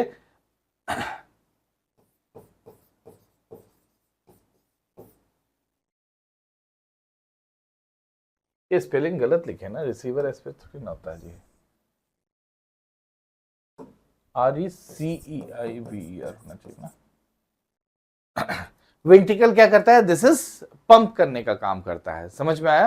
तो ये है दिस एट्रियम और वेंट्रिकल, ठीक है। तो जैसे ये जो डिवीजन है तो इसको हम लोग दो पार्ट में डिवाइड किया, तो बोलेंगे टू चैम्बर हार्ट, ठीक है। टू चैम्बर हार्ट एक्चुअली में फिश का होता है, ठीक है, तो फिश का दो चैम्बर हार्ट होता है, अलग अलग स्पीसीज का अलग अलग होता है। थ्री चैम्बर हार्ट भी होगा, ठीक है, ऐसे ऊपर डिवाइड कर दोगे तो क्या बोलोगे?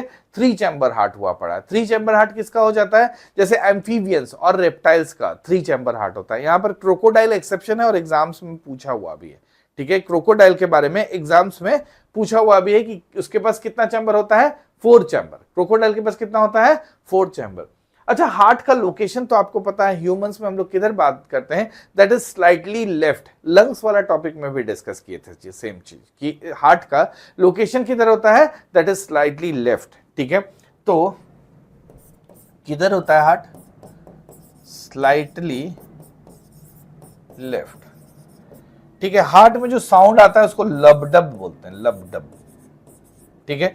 हार्ट का जो साउंड होता है लबडब, इसको सुनने के लिए जो हम लोग मीटर यूज करते हैं उसको बोलते हैं स्टेथोस्कोप।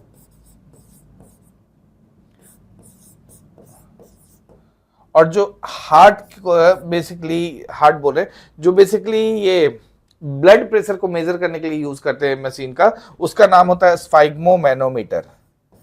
स्फाइग्मोमैनोमीटर, ठीक है। समझ में आया? ये सब बेसिक पॉइंट है, आपको पता होना चाहिए, ठीक है। तो ये स्पाइगमोमीटर बीबी कितना होता है जी, मालूम है ना? This is 120/80, 120/80। बोलोगे हार्ट mm ऑफ Hg है, mm of Hg। Heart rest कब करता है? बिटवीन द टू, मतलब हार्ट का जो मूवमेंट होता है उसको डायस्टोल और सिस्टोल बोलते हैं। हार्ट का जो मूवमेंट होता है उसको हम लोग डायस्टोल और, ये क्या आ गया,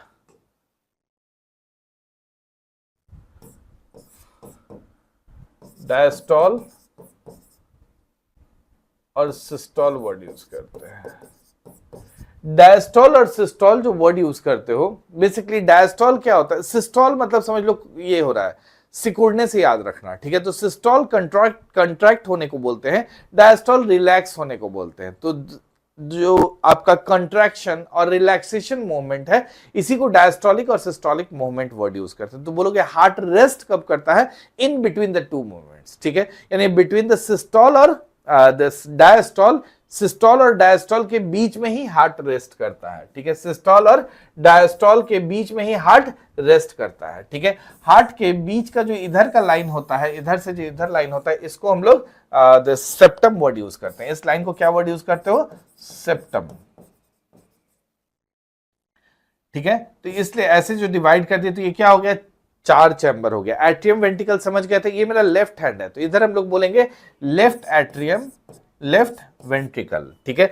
इधर क्या हो गया? Right atrium and right ventricle. इस तरह से चार पार्ट में हम लोग डिवाइड कर लेते हैं हार्ट को। क्लियर है? हाँ, सिस्टोल एंड डायस्टोल, इन दोनों मोमेंट के बीच में हार्ट रेस्ट करता है, सही बात है, ठीक है। अलग से उसको रेस्ट करने का टाइम नहीं मिलता है। अलग से रेस्ट करेगा तो बोलोगे आदमी रेस्ट इन पीस हो चुका है, ठीक है। ये एक्चुअल डायग्राम है, लेकिन हम लोग जो डायग्राम बनाए हो ज्यादा सिंपल है समझने के लिए। एओर्टा का हम आपसे बताए थे कि देखो मोटा वाला सबसे मोटा लाइन कौन सा है, एओर्टा। तो हार्ट से जो लाइन निकल रहा है वही एओर्टा है। ये जो बेसिकली आपका, ये तो खैर पल्मोनरी आर्टरी है, दिस ब्लू वाला बने, ब्लू वेन, ठीक है। और दिस बीच वाला लाइन को देखो, सेप्टम हम लोग बात किए, वो लिखा हुआ है। राइट वेंट्रिकल इधर, राइट और लेफ्ट हम लोग क्लियरली लिख चुके हैं, उसी का बात किया हुआ है यहां पर। चलो ठीक है, हम एक जल्दी से आपको बस रफ बता दे रहे हैं कि हार्ट में जो बेसिकली ब्लड का सर्कुलेशन होता है वो कैसे होता है। ठीक है, थोड़ा फास्ट समझने का कोशिश करना है, ऐसे सब चीज फास्ट ही चल रहा है, हम समझ रहे हैं। ठीक है, ये थोड़ा ज्यादा ही गंदा डायग्राम हो गया, इसको डिलीट कर दिया जाए।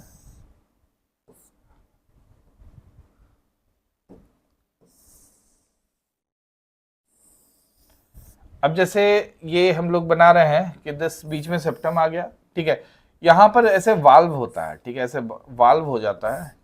ठीक है, कर लेते हैं वाल्व का भी बात। ठीक है, ये वाल्व हो जाएगा। ये कौन सा हुआ, एट्रियम। तो ये किधर है, लेफ्ट एट्रियम। ये कौन सा हुआ, left ventricle. Right atrium and right ventricle. Pump करने का काम कौन करता है, वेंट्रिकल। और जो पूरे बॉडी में पंप करता है वो होता है लेफ्ट वेंट्रिकल। ठीक है, पंप करने का काम कौन करता है, वेंट्रिकल। और जो पूरे बॉडी में पंप करता है उसको क्या बोलते हो, लेफ्ट वेंट्रिकल। अब देखो, लेफ्ट वेंट्रिकल से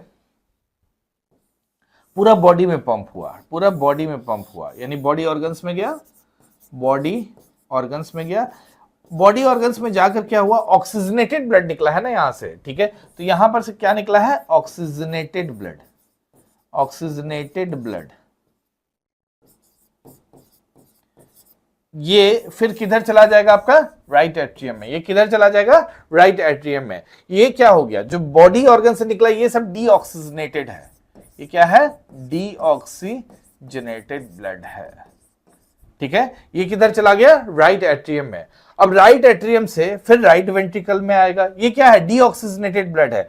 फिर देखो, लेफ्ट वेंट्रिकल से जो मिला था पूरा ऑक्सीजनेटेड था, पूरे बॉडी में गया। बॉडी में इससे क्या हुआ, कार्बन डाइऑक्साइड मतलब रिलीज हुआ, तो बेसिकली वो डीऑक्सीजनेटेड है, वो कहां चला गया, राइट एट्रियम में। राइट एट्रियम से आएगा राइट वेंट्रिकल में, और राइट वेंट्रिकल से कहां जाएगा, दिस इज लंग्स में। कहां जाएगा, लंग्स में। ठीक है, और लंग्स में क्या जो जा रहा है वो क्या है, डीऑक्सीजनेटेड है, क्योंकि यहां पर देखो डीऑक्सीजनेटेड आया था, यहां से डीऑक्सीजनेटेड ही निकलेगा, डीऑक्सीजनेटेड ही निकलेगा। ठीक है, और डीऑक्सीजनेटेड लंग्स में आएगा। लंग्स का काम क्या है, इसको बेसिकली ऑक्सीजनेट कर देना। तो अब क्या आ जाएगा, ऑक्सीजनेटेड, ऑक्सीजनेटेड ब्लड आ जाएगा। ठीक है, वो कहां जाएगा, लेफ्ट एट्रियम में। लेफ्ट एट्रियम से किधर जाएगा, लेफ्ट वेंट्रिकल में, और लेफ्ट वेंट्रिकल से आपका फ्लो करने लगेगा वापस से पूरे बॉडी में। ठीक है, तो ये बेसिक फ्लो होता है। बीच वाला लाइन को हम क्या बोल रहे थे, सेप्टम। ठीक है, लेकिन एक बात समझना कि ये जो हार्ट है इसको बाहर से भी प्रोटेक्शन का जरूरत है। ठीक है, इसको बोलते हैं पेरिकार्डियम। ठीक है, एक बाहर लाइन होता है, इसको क्या वर्ड यूज करते हैं, पेरिकार्डियम। ठीक है, जस्ट जानने के लिए बता रहे थे। यहां वाल्व लगा हुआ है। ठीक है, इन वाल्व्स को हम लोग नंबरिंग कर देते हैं ताकि हम लोग कुछ लिखें तो समझ में आ जाए। कौन सा कलर से किया जाए जी, पर्पल से करते हैं, बहुत दिन से यूज नहीं हुआ। V1 इसको बोलेंगे, V2 इसको बोलेंगे, V3 इसको बोलेंगे, V4। देखो, एग्जाम पॉइंट ऑफ व्यू से बात करोगे ना तो सिर्फ V1 और V2 का इंपॉर्टेंस है। ठीक है, बाकी नहीं पूछता है। क्यों नहीं पूछता है आपको बता रहे हैं। ठीक है, जैसे जो V1 है, V1 है इधर वाला V1, इसको अब V1 को हम किस तरह से पूछ सकते हैं कि which of the following joins the left atrium to left ventricle. ठीक है, तो आप क्या बोलोगे, दैट इज बाइकॉस्पिड वाल्व। ठीक है, क्या बोलोगे, बाइकॉस्पिड वाल्व, और इसी को हम लोग माइट्रल वाल्व भी बोलते हैं। ठीक है, दिस इज बाइकॉस्पिड वाल्व। और क्या बोलोगे जी, माइट्रल वाल्व, VLV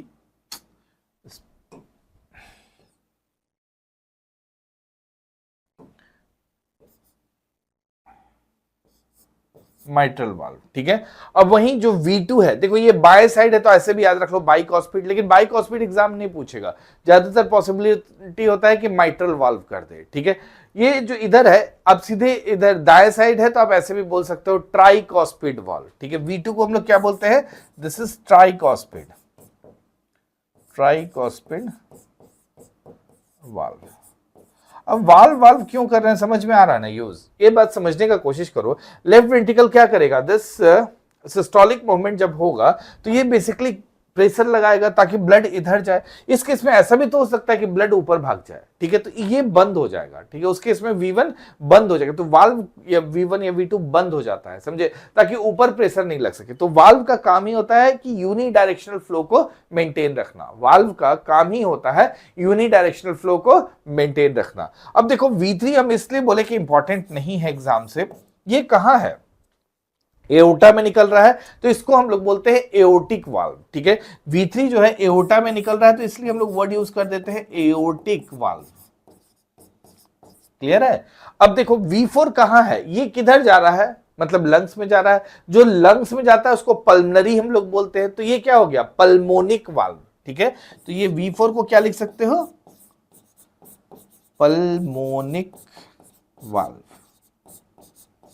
अच्छा ठीक है, इतना तो समझ में आ गया। हम आपसे एक और लाइन पहले बोले थे, हम आपसे बोले थे कि फिगर में एक और बात बता देंगे आपको, जो एक्सेप्शन होता है ऑक्सीजनेटेड और डीऑक्सीजनेटेड का, जो आर्टरीज में एक्सेप्शन है, ये समझने का कोशिश करो। जो हार्ट से निकल रहा है वो क्या हुआ, आर्टरीज, तो यानी ये जो लाइन है ये क्या हुआ, this is actually pulmonary artery, ठीक है, पल्मनरी आर्टरी। आर्टरी में नियम से क्या होना था, ऑक्सीजनेटेड, लेकिन यहां पर क्या लिख दिए हैं, डीऑक्सीजनेटेड। क्यों हुआ, समझ में आया ना, क्योंकि ये बेसिकली राइट वेंट्रिकल से निकला है और लंग्स में जा रहा है, तो इसमें ऑफ कोर्स डीऑक्सीजनेटेड ही होगा ना, तो इसलिए होता है डीऑक्सीजनेटेड। वहीं जो हार्ट की तरफ जा रहा है उसको हम लोग क्या बोलते हैं, वेन्स, ठीक है। तो ये कौन सा हुआ, जो लंग्स से हार्ट तरफ जा रहा है इसको बोलते हैं पल्मनरी वेन। ये कौन सा हुआ, पल पी का नहीं लिखा रहा है जी, कभी कभार मेरा बोर्ड भी हमको धोखा दे रहा है, क्या लिखा जाए, pulmonary when, this is actually pulmonary when. This is again exception, क्योंकि पल्मनरी वेन में क्या आ गया, ऑक्सीजनेटेड, नियम से क्या होना था, डीऑक्सीजनेटेड, ठीक है। तो यही कंप्लीट डायग्राम है जो समझने लायक था। इसमें कोई दिक्कत है तो बताइए एक बार, इसमें कोई प्रॉब्लम है तो बताइए।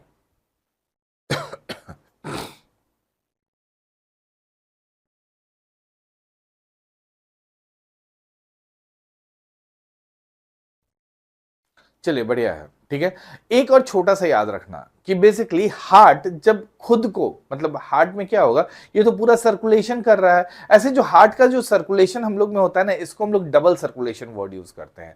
डबल सर्कुलेशन क्यों बोलते हैं, समझ में आ गया होगा आपको। एक बार देखो पूरा बॉडी में घूमा, ठीक है, तो बॉडी में जो घुमा उसको हम लोग बोलते हैं दिस इज सिस्टमेटिक सर्कुलेशन। जो पूरा बॉडी में मूवमेंट हुआ इसको वर्ड यूज करते हैं सिस्टमेटिक सर्कुलेशन। और जो लंग्स में गया, लंग्स के लिए वर्ड यूज करते हैं ना पल्मनरी, तो इसको बोलते हैं पल्मोनिक सर्कुलेशन, यानी दो बार सर्कुलेशन हो रहा है। मेरा बात समझ गया,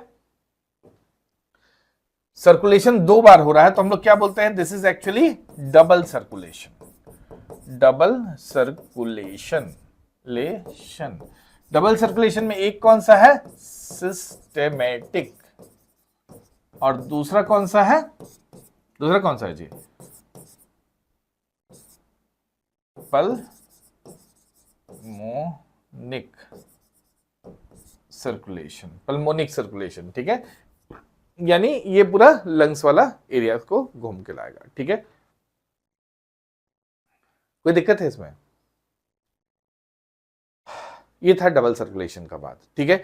एक बात समझने का कोशिश करो, हार्ट तो सब जगह ये दे दिया, ब्लड प्रोवाइड करा दिया, ठीक है, लेकिन क्या हुआ कि हार्ट अपने आप को कैसे पहुंचाएगा ब्लड, ठीक है। तो हार्ट के सिस्टम में अपने आप को ब्लड देने के लिए जो आर्टरीज होता है उसको हम लोग वर्ड यूज करते हैं coronary arteries, coronary arteries. Coronary arteries actually में कहां होगा, इमेज में देखो, कोरोनरी आर्टरीज हमेशा किधर होगा, लेफ्ट वेंट्रिकल के साइड, ठीक है। लेफ्ट वेंट्रिकल के साइड क्या होगा, कोरोनरी आर्टरी। वहीं इधर से क्योंकि ऑक्सीजनेटेड ब्लड तो यही है, और राइट वेंट्रिकल से, राइट एट्रियम से क्या आएगा, मतलब पूरा घूमने के बाद, तो वहां पर होता है this is coronary when, sorry coronary when बोल रहे हैं, कोरोनरी साइनस,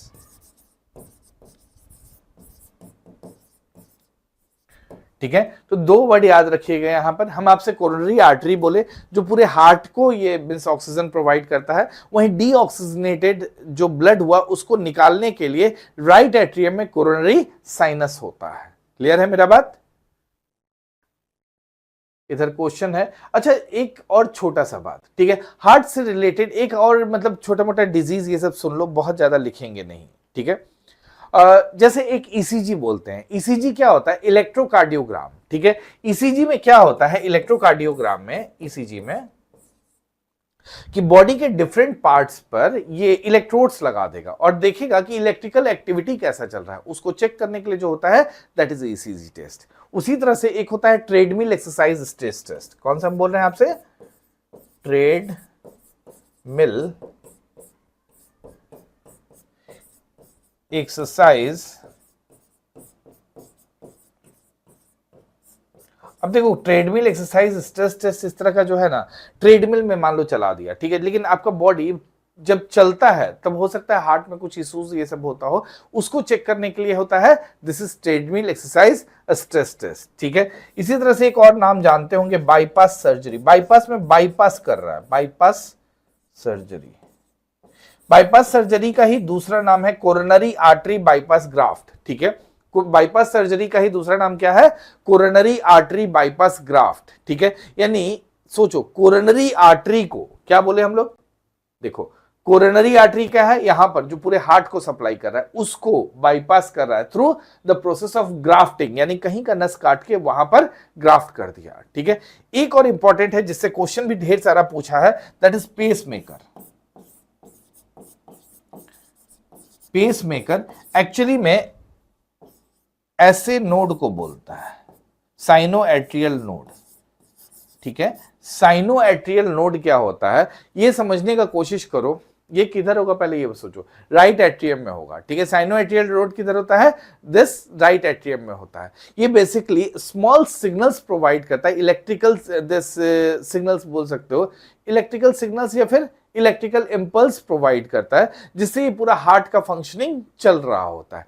कभी कभार डॉक्टर देखता है कि ये तो पूरा फंक्शन ठीक है, बॉडी का, हार्ट का सब कुछ ठीक है, लेकिन उसको इलेक्ट्रिकल इंपल्स नहीं मिल रहा है। इस केस में आर्टिफिशियल पेसमेकर यूज किया जाता है, ठीक है। ये एक्चुअली ऐसे नोट किया हुआ, this is the natural pacemaker. हम बोल रहे हैं इसकी जगह आर्टिफिशियल पेसमेकर यूज कर देता है, ठीक है। हार्ट में फिलहाल के लिए इतना ही रखते हैं, अब जो क्वेश्चन आएगा उसमें देखेंगे। क्लियर? चलिए, क्वेश्चन यहां से चालू हो रहा है, ठीक है। कुछ डाउट है तो एक बार बताइए।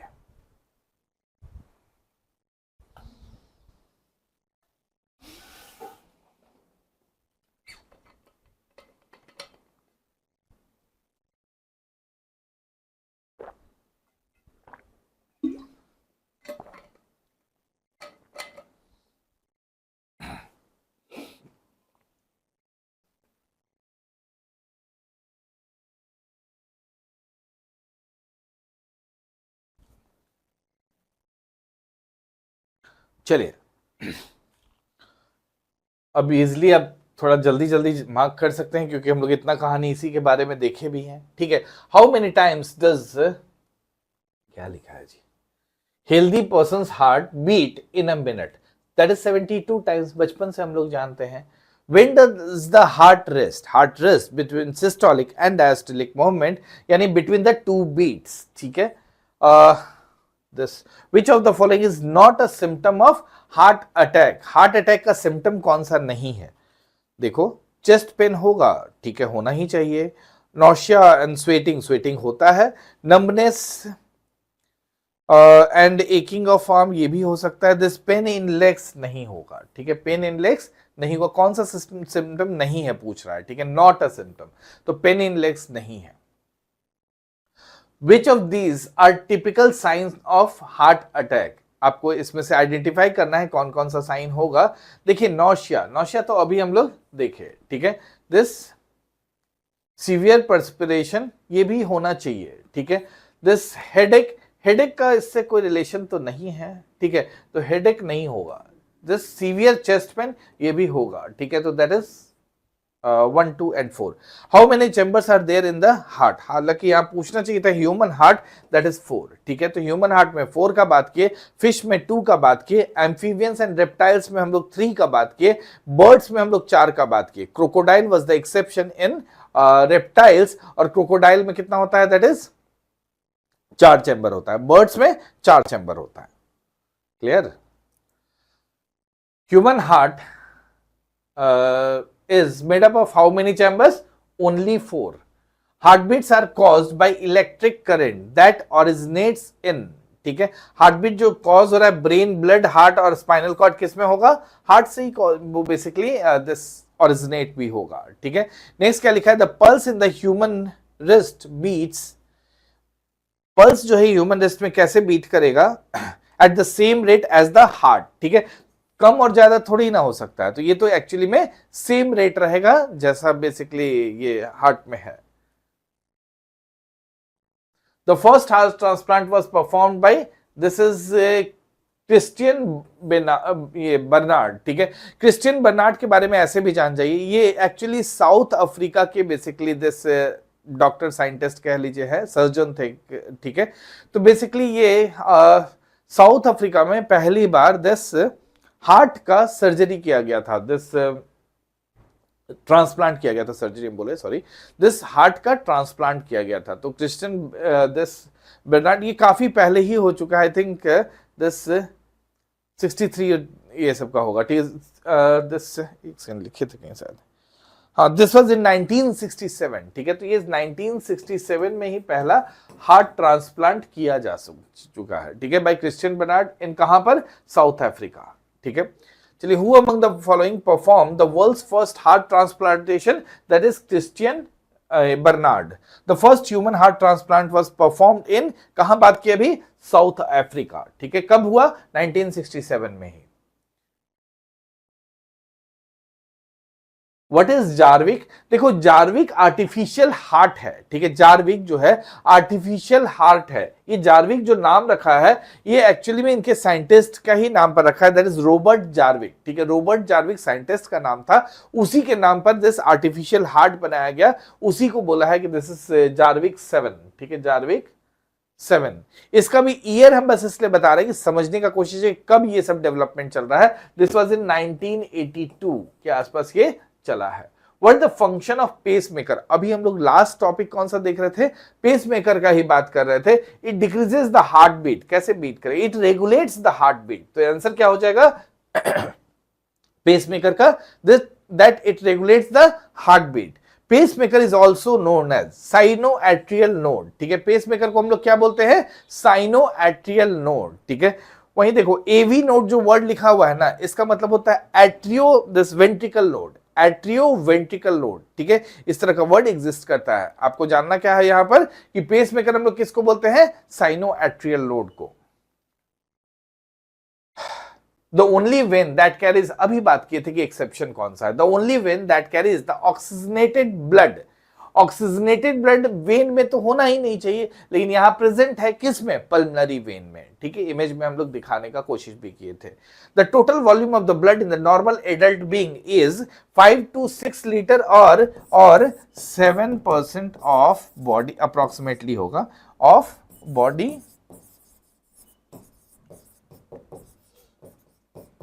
वेट. क्लियर?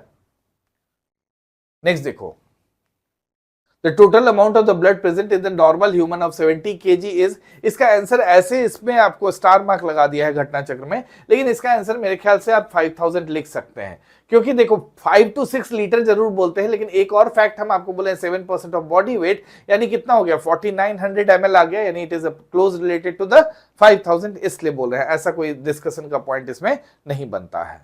क्लियर है? Next question is about this. Blood क्या है? कनेक्टिव टिश्यू है, that is correct. Epithelial tissue है? नहीं, this is actually a connective tissue. चलिए, क्वेश्चन नंबर 19 देखिए. This is which among the following helps in the circulation of the blood? Blood circulation में RBC help करता है. RBC का नाम क्या है? एरिथ्रोसाइट्स. ठीक है, आरबीसी को क्या बोलते हो? एरिथ्रोसाइट्स. ठीक है,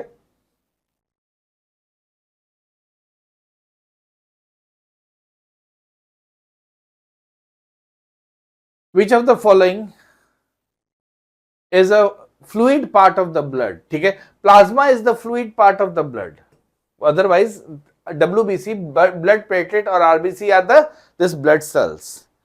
चलो 20 देखो क्या, जल्दी बताओ, रुकिए नहीं है, बस गैप दिए कि आपको कुछ डाउट है तो वो भी बोलते जाओ, ठीक है।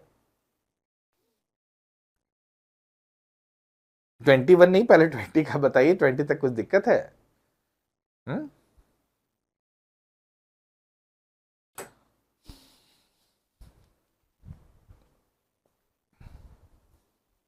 चलिए बढ़िया है।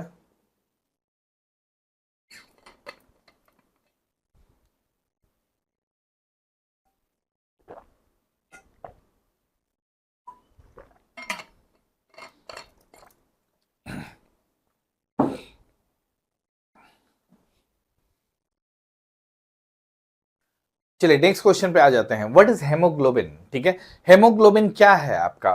This substance found in the leaves of plant, bone marrow नहीं, substance found in the human blood, ठीक है, इसी को हम लोग बोलते हैं haemoglobin. Which of the following is statement is not, पूछना है not correct about the haemoglobin, ठीक है। It is red in colour, that is correct. It contains oxygen from the lungs to cell, sorry it carries, सही बात है, oxygen को ले जाता है। इट इज स्लाइटली एसिडिक, नहीं, इट इज स्लाइटली क्या होगा, बेसिक, ठीक है, बेसिक, क्यों? क्योंकि इसका बेसिकली पीएच क्या होता है, 7.4, ठीक है। It carries carbon dioxide from the tissues to lung, this is correct. चलिए क्वेश्चन नंबर 23 आंसर देने का कोशिश कीजिए। Consider the following statement about the red blood cells, they have iron, red blood cell haemoglobin, globin is iron content protein, तो ये तो सही है। They provide red colour to the blood, हाँ भाई रेड कलर सेल है तो देगा ही। They provide immunity, RBC can not provide the immunity, ठीक है। दे कैरी ऑक्सीजन, यानी 1, 2 एंड 4 कौन सा हो गया, दिस इज सी। भी देखते भी जाते हैं, कहीं गलती कर दिए तो दिक्कत हो जाएगा ना। हाँ सही है, कभी कभार अगर मार्क करने में गलती से भी गलती हो गया तो बताइएगा, ठीक है, कभी कभार हो सकता है, ठीक है।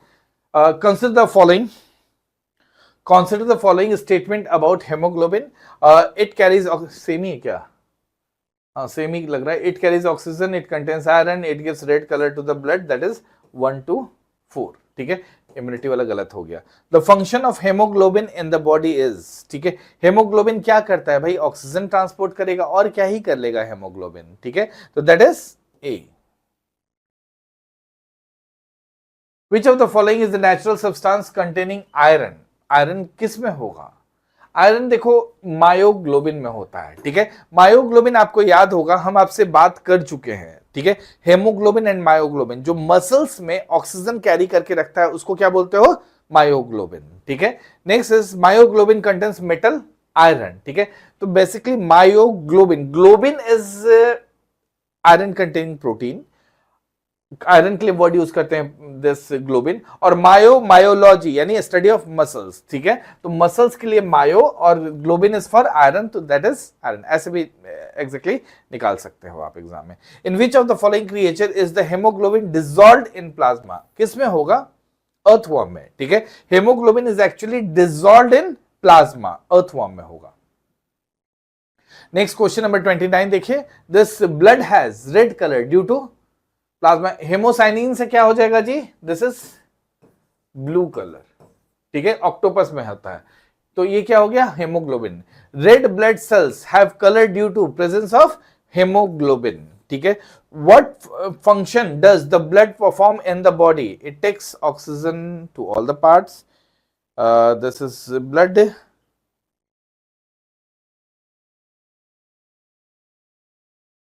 ब्लड क्या करेगा, it takes oxygen to all the parts, ठीक है, तो 31 का क्या होगा, that is a.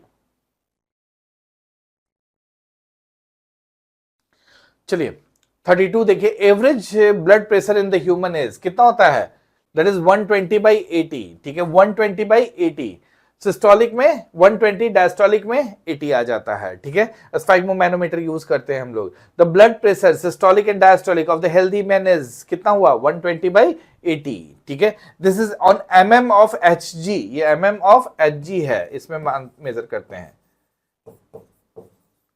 Which of the following instrument measures the blood pressure? कौन सा? स्फाइग्मोमैनोमीटर। कौन सा मेजर करेगा जी? स्फाइग्मोमैनोमीटर। ठीक है। Which instrument is used to measuring the blood pressure? कौन सा? That is sphygmomanometer. The blood pressure of an individual is 140 mm of Hg. In this statement, Hg refers to, this is about mercury. ठीक है। Hg क्या होता है? That is mercury. When a person becomes older, his blood pressure generally increases. इसलिए ज्यादातर aged people में क्या problem देखोगे?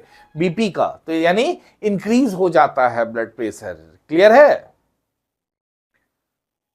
चलो क्वेश्चन नंबर 38 देखो। ठीक है, 38 क्या बोल रहा है? Blood pressure of the 4% is given below, whose blood pressure is normal. क्या होगा? 120/80। कौन सा है मिस्टर वाई? वाई वाई कौन सा है आंसर? सी। क्लियर है ना जी? हाँ बिल्कुल सही, ऐसे ही फास्ट फास्ट जवाब दीजिए।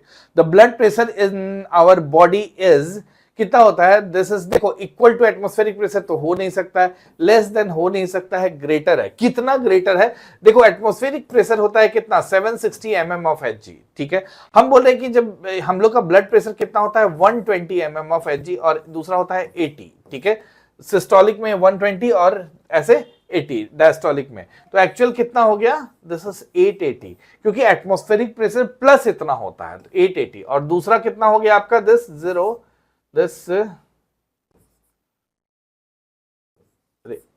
लिखो ना जी। ठीक है, तो दैट इज 840 और 880, मतलब एटमॉस्फेरिक प्रेशर से जब जोड़ोगे तो इतना हो जाता है। तो this is greater than the atmospheric pressure. कितना हो गया? समझ में आया ये बात? ठीक है, नेक्स्ट देखिए, blood grouping is discovered by, blood का ग्रुप कौन डिस्कवर किया है? That is ABO system. कौन डिस्कवर किया? That is Karl Landsteiner. Landsteiner discover किया है।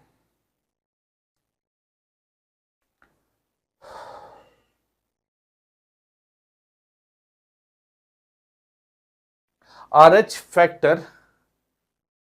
derives its name from the type of, that is monkey। RH क्या है? रीसस मंकी के कारण बोला है। ठीक है, तो that is monkey, Rhesus monkey है। ठीक है, blood group of an individual is determined by presence of haemoglobin combination होने, नहीं जी। देखो शेप ऑफ आरबीसी आपको लग रहा होगा, नहीं, आरबीसी के ऊपर जो एंटीजन प्रेजेंट होता है उससे, जैसे हम कौन सा ब्लड ग्रुप बना रहे हैं? This is blood group A. ठीक है, तो this should be none of the above. ठीक है, हाँ सही है, this should be actually none of the above.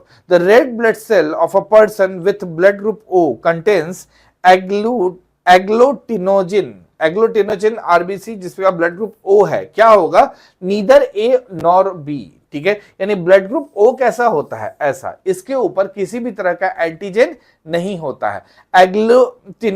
एग्लोटिनजन जो बोलते हैं हम लोग वर्ड, इसका मतलब क्या है? इसके ऊपर किस तरह का एंटीजन प्रेजेंट है उसको बात कर रहा है। तो ब्लड ग्रुप ओ के ऊपर किसी भी तरह का एंटीजन प्रेजेंट नहीं होता है। द यूनिवर्सल डोनर कौन सा हो जाएगा? ओ निगेटिव हम लोग पढ़े हुए, यहां ओ ही दिया हुआ है, तो we will mark blood group O. ठीक है, ऐसे एग्जैक्टली अगर बात करना होगा तो कौन सा होता है? O negative. ठीक है, for human blood transfusion which blood group is known as universal donor?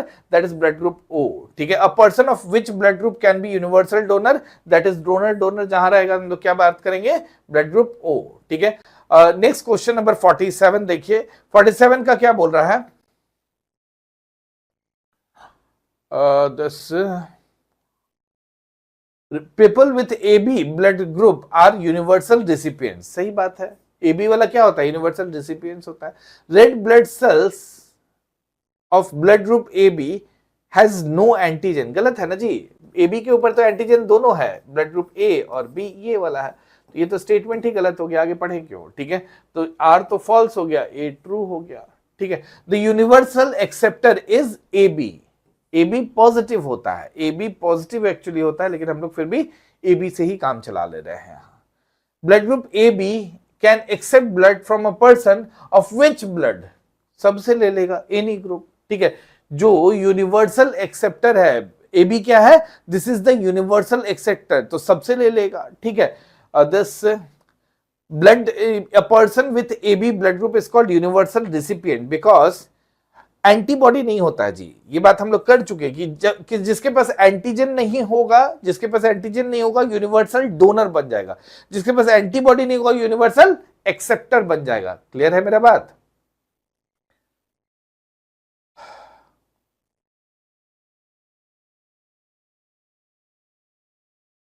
A man with blood group A needs transfusion, blood चाहिए बेचारे को, which among the following can donate. ठीक है, ब्लड ग्रुप ए है तो पहले तो ब्लड ग्रुप ए वाला तो उसको देगा ही। ठीक है, उसके अलावा वो दे सकता है जो बेसिकली यूनिवर्सल डोनर हो। यूनिवर्सल डोनर उसकी डॉटर भी है, उसका सन भी है, उसकी वाइफ भी है, सॉरी। ठीक है, तो बेसिकली कौन हो गया, 1, 3 एंड 4, 1, 3, 4, 1, 3, 4, कौन सा हो गया जी, दिस इज बी, ये ना, हाँ बी। इसमें क्या दे रहा है, एक सेकेंड,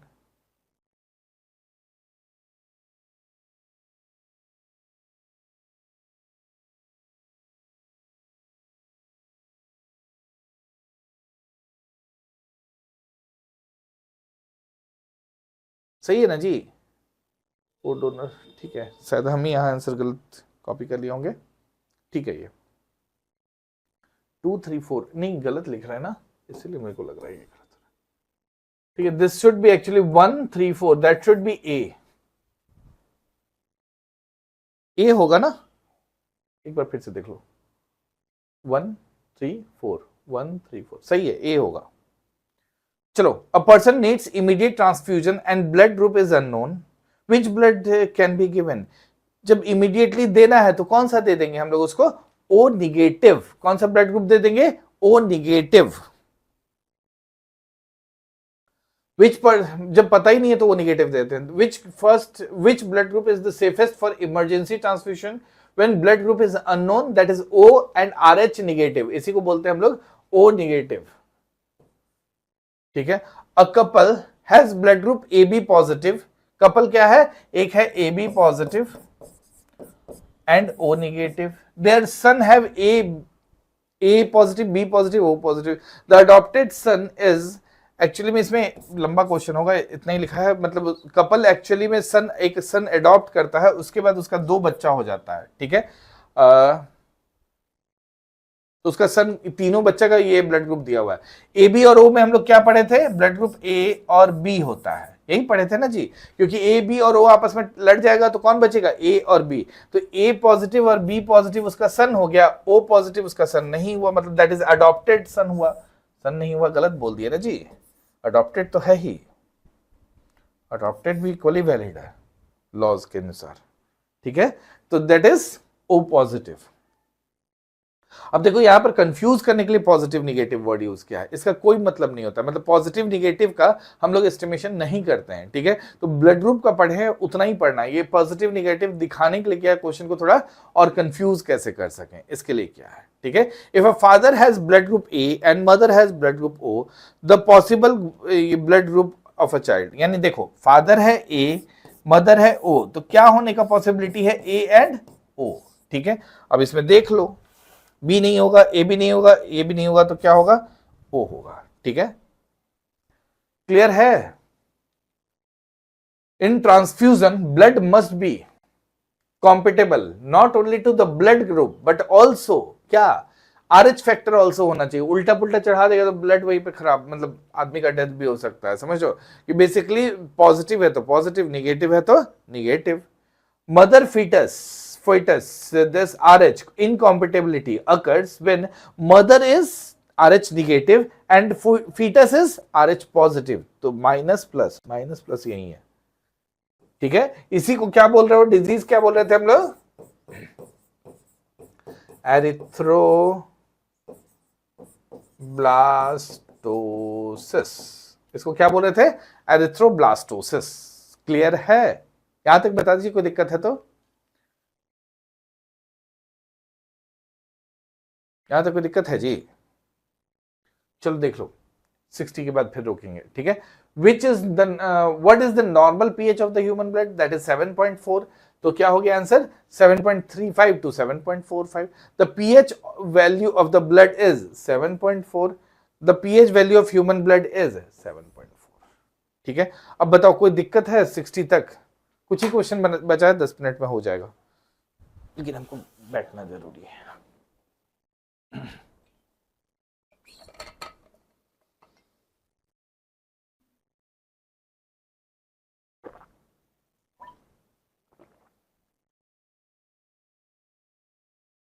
हाँ जी, इसको बस अब 25 क्वेश्चन बचा है, कर लेते हैं, खत्म हो जाएगा। कल क्लास नहीं हुआ था ना आपका, इसलिए।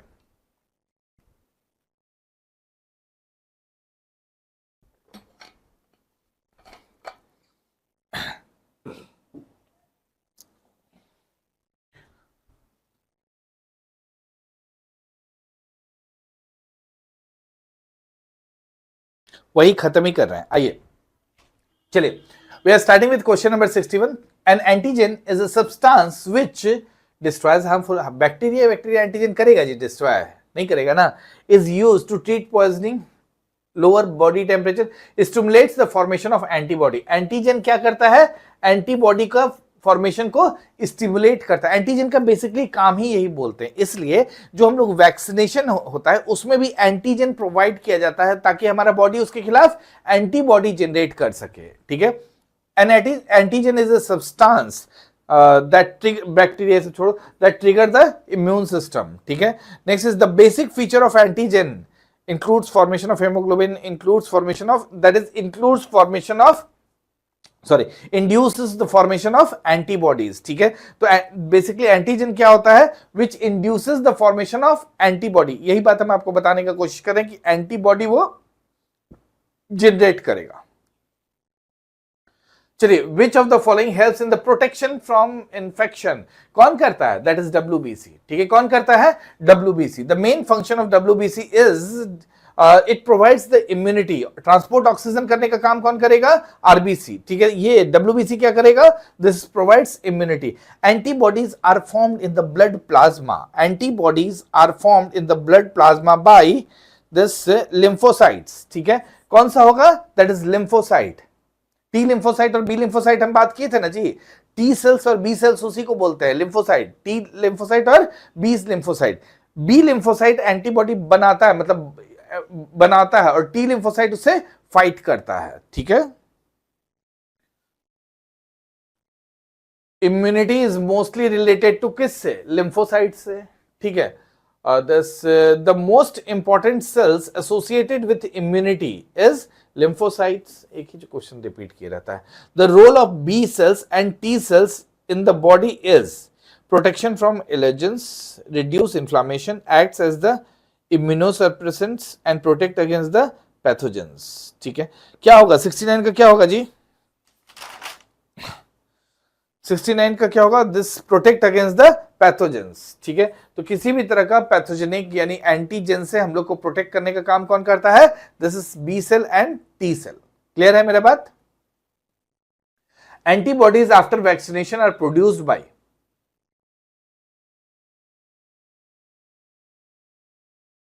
देखो एंटीबॉडी प्रोड्यूस करने का बात कर रहा है, प्रोड्यूस तो बी सेल ही करेगा, ठीक है। प्रोड्यूस कौन करेगा? ओनली बी सेल होना चाहिए इसका, ठीक है। This is only B cell होना चाहिए, हाँ ठीक है। दिस इज ओनली, क्योंकि प्रोड्यूस कौन करेगा? B cell. डिस्ट्रॉय करने का काम कौन करेगा? मतलब ये फाइट करने का काम कौन करेगा? दिस इज टी सेल, ठीक है, इसलिए बोल रहे हैं। क्लियर है मेरा बात? Next is the viscous nature of blood is due to, viscosity is because of the presence of protein, ठीक है। तो ब्लड में जो प्रोटीन होता है वही उसको डिफरेंट विस्कसिटी प्रोवाइड करता है, ठीक है। The diameter of white blood cell is about, this is about 0.007 mm, ठीक है। डायमीटर कितना होता है? This is 0.007। excess of white blood cell in blood can cause, देखो excess या abnormality of white blood cell can cause leukemia, ठीक है। तो ल्यूकेमिया कॉज करता है। RBC are formed in, RBC कहां फॉर्म होता है? That is in bone marrow. RBC कहां फॉर्म होता है? That is in bone marrow. Formation of WBC and destruction of RBC occurs in, देखो यहां पर डिस्ट्रक्शन ऑफ RBC दे दिया है, इसलिए आंसर स्प्लिन हो जाएगा। एक्चुअली में समझने का कोशिश करो, चाहे RBC हो, चाहे WBC हो, चाहे प्लेटलेट हो, सब का सब बनता किसमें है? दिस बोन मैरो में, ठीक है। लेकिन हम लोग कहते हैं कि 60 to 70% WBC जो है वो बोन मैरो में बनता है, लेकिन जो बचा खुचा है यानी 20-25% जो बचता है उसका फॉर्मेशन स्प्लिन में होता है, इसलिए यहां पर लिख दिया है this is formation of WBC, ठीक है। तो फॉर्मेशन ऑफ WBC स्प्लिन में होता तो है, लेकिन कितना? 20 to 25%, ठीक है। इसलिए बोल रहा है। लेकिन बाकी जो होता है बोन मैरो में ही 70% तक, 60-70% कहां होता है, दैट इज बोन मैरो। ठीक है, चाहे आरबीसी हो, चाहे डब्ल्यूबीसी हो, चाहे प्लेटलेट हो, सब का फॉर्मेशन बोन मैरो में ही होता है। स्प्लिन वाला एक्सेप्शन है जिसमें हम लोग मानते हैं कि 20 से 25% स्प्लिन में बन रहा होता है। क्लियर है मेरे बात? Lymphocytes are form. अब देखो इसमें बोन मैरो दिया ही नहीं है, इसलिए लिम्फोसाइट यानी डब्ल्यूबीसी का बात कर रहा है, इसलिए ऑप्शन जाएगा स्प्लिन। ठीक है, lymphocytes are form by which organ. अब यहां पर बोन मैरो दिया है, लिम्फोसाइट्स इसमें बनता है 60 to 70%, लेकिन ये भी सही है कि 20 से 25% स्प्लिन में भी बनता है। इसका मतलब क्या हो जाएगा, more than one is correct. क्या मार्क क्यों, सी मार्क क्यों गलत है ना जी, समझ गए ना कि बेसिकली बोन मैरो में तो बनेगा ही ना, क्या बोन मैरो में तो बनेगा ही, उसके अलावा हम बात कर रहे हैं। ठीक है, तो बोन मैरो में सब बनता है, तो इसलिए हम लोग बोल रहे हैं दिस इज ही। Clear? Arteries supplying blood to heart is called coronary artery. ठीक है, आर्टरी जो बेसिकली ब्लड ये हार्ट को देगा उसको क्या बोलेंगे, कोरोनरी आर्टरी। और बेसिकली वेन्स जो हार्ट से ब्लड हटाएगा उसको क्या बोलते हैं हम लोग, कोरोनरी साइनस। ठीक है, नेक्स्ट देखिए, thrombin is associated with blood clotting. ठीक है, ब्लड क्लॉटिंग का जो स्टेप्स का बात किए थे उसी में हम लोग देखे थे, that is thrombin. The enzyme that converts fibrinogen to fibrin, fibrinogen को फाइब्रिन में कौन कन्वर्ट करता है, दैट इज थ्रोम्बिन। ठीक है, फाइब्रिनोजेन को फाइब्रिन में कौन कन्वर्ट करेगा, that is thrombin. Percentage of water in plasma, plasma में कितना परसेंट वाटर, 90% वाटर। ये हम आपको लिखवाए भी हैं, प्लाज्मा में कितना परसेंट वाटर, 90% वाटर। ठीक है, which statement about the blood is correct, veins hold less blood than arteries. अच्छा, आधा कहां चला जाएगा फिर, ऐसा बात नहीं करना चाहिए। Blood cells form 70% of the blood. ठीक है, ब्लड सेल्स एक्चुअली कितना लिखे थे हम लोग, दैट इज 40% का बात किए थे, यहां 70 दिया है। WBC are made only in the lymph nodes, नहीं, बहुत जगह बात कर चुके हैं। Blood has more platelet than WBC. WBC का संख्या हम लोग 6000 से 8000 देखे थे, प्लेटलेट हम लोग 1.5 लाख से 3.5 लाख देखे थे, तो ये दिस करेक्ट हो जाएगा ये वाला। ठीक है, तो दैट इज 82 का क्या होगा, दिस इज डी। ठीक है, which substance dilates the blood vessels and increases the blood flow. Actually में नाइट्रिक ऑक्साइड होता है, समझने का कोशिश करो। नाइट्रिक ऑक्साइड देखोगे तो मतलब इसका फॉर्मेशन कहां होता है, मतलब बोला दिस इज सिंथेसाइज भी होता है, हमारे बॉडी में सिंथेसाइज होता है nitric acid. Inner layer of the जो बेसिकली ब्लड वेसल्स है, इनर लेयर ऑफ द जो ब्लड वेसल्स है, वहीं पर नाइट्रिक एसिड सिंथेसाइज होता है। ठीक है, और वही बेसिकली ब्लड वेसल्स को बेसिकली ये कर देता है, this dilate blood vessels and increases the blood flow. ये नाइट्रिक ऑक्साइड का ही काम है। ठीक है, this is the nitric oxide. चलो, alum is use to stop bleeding, ये तो बात सही है जी। ठीक है, aluminium ions coagulate the blood proteins, ये भी सही है। ठीक है, तो इसका यूज करते हैं हम लोग, तो इसका क्या हो जाएगा, both A and R are true. Artificial blood, plastic blood was developed by scientist of Britain, होगा सर इसका। हाँ जी, ये बहुत पुराना क्वेश्चन है, 2006 में पूछा हुआ है। ठीक है, तो दिस इज ब्रिटेन होगा इसका। This is artificial blood, plastic blood was developed by the scientist of, this is Britain. Clear है, टॉपिक खत्म। अब बताइए,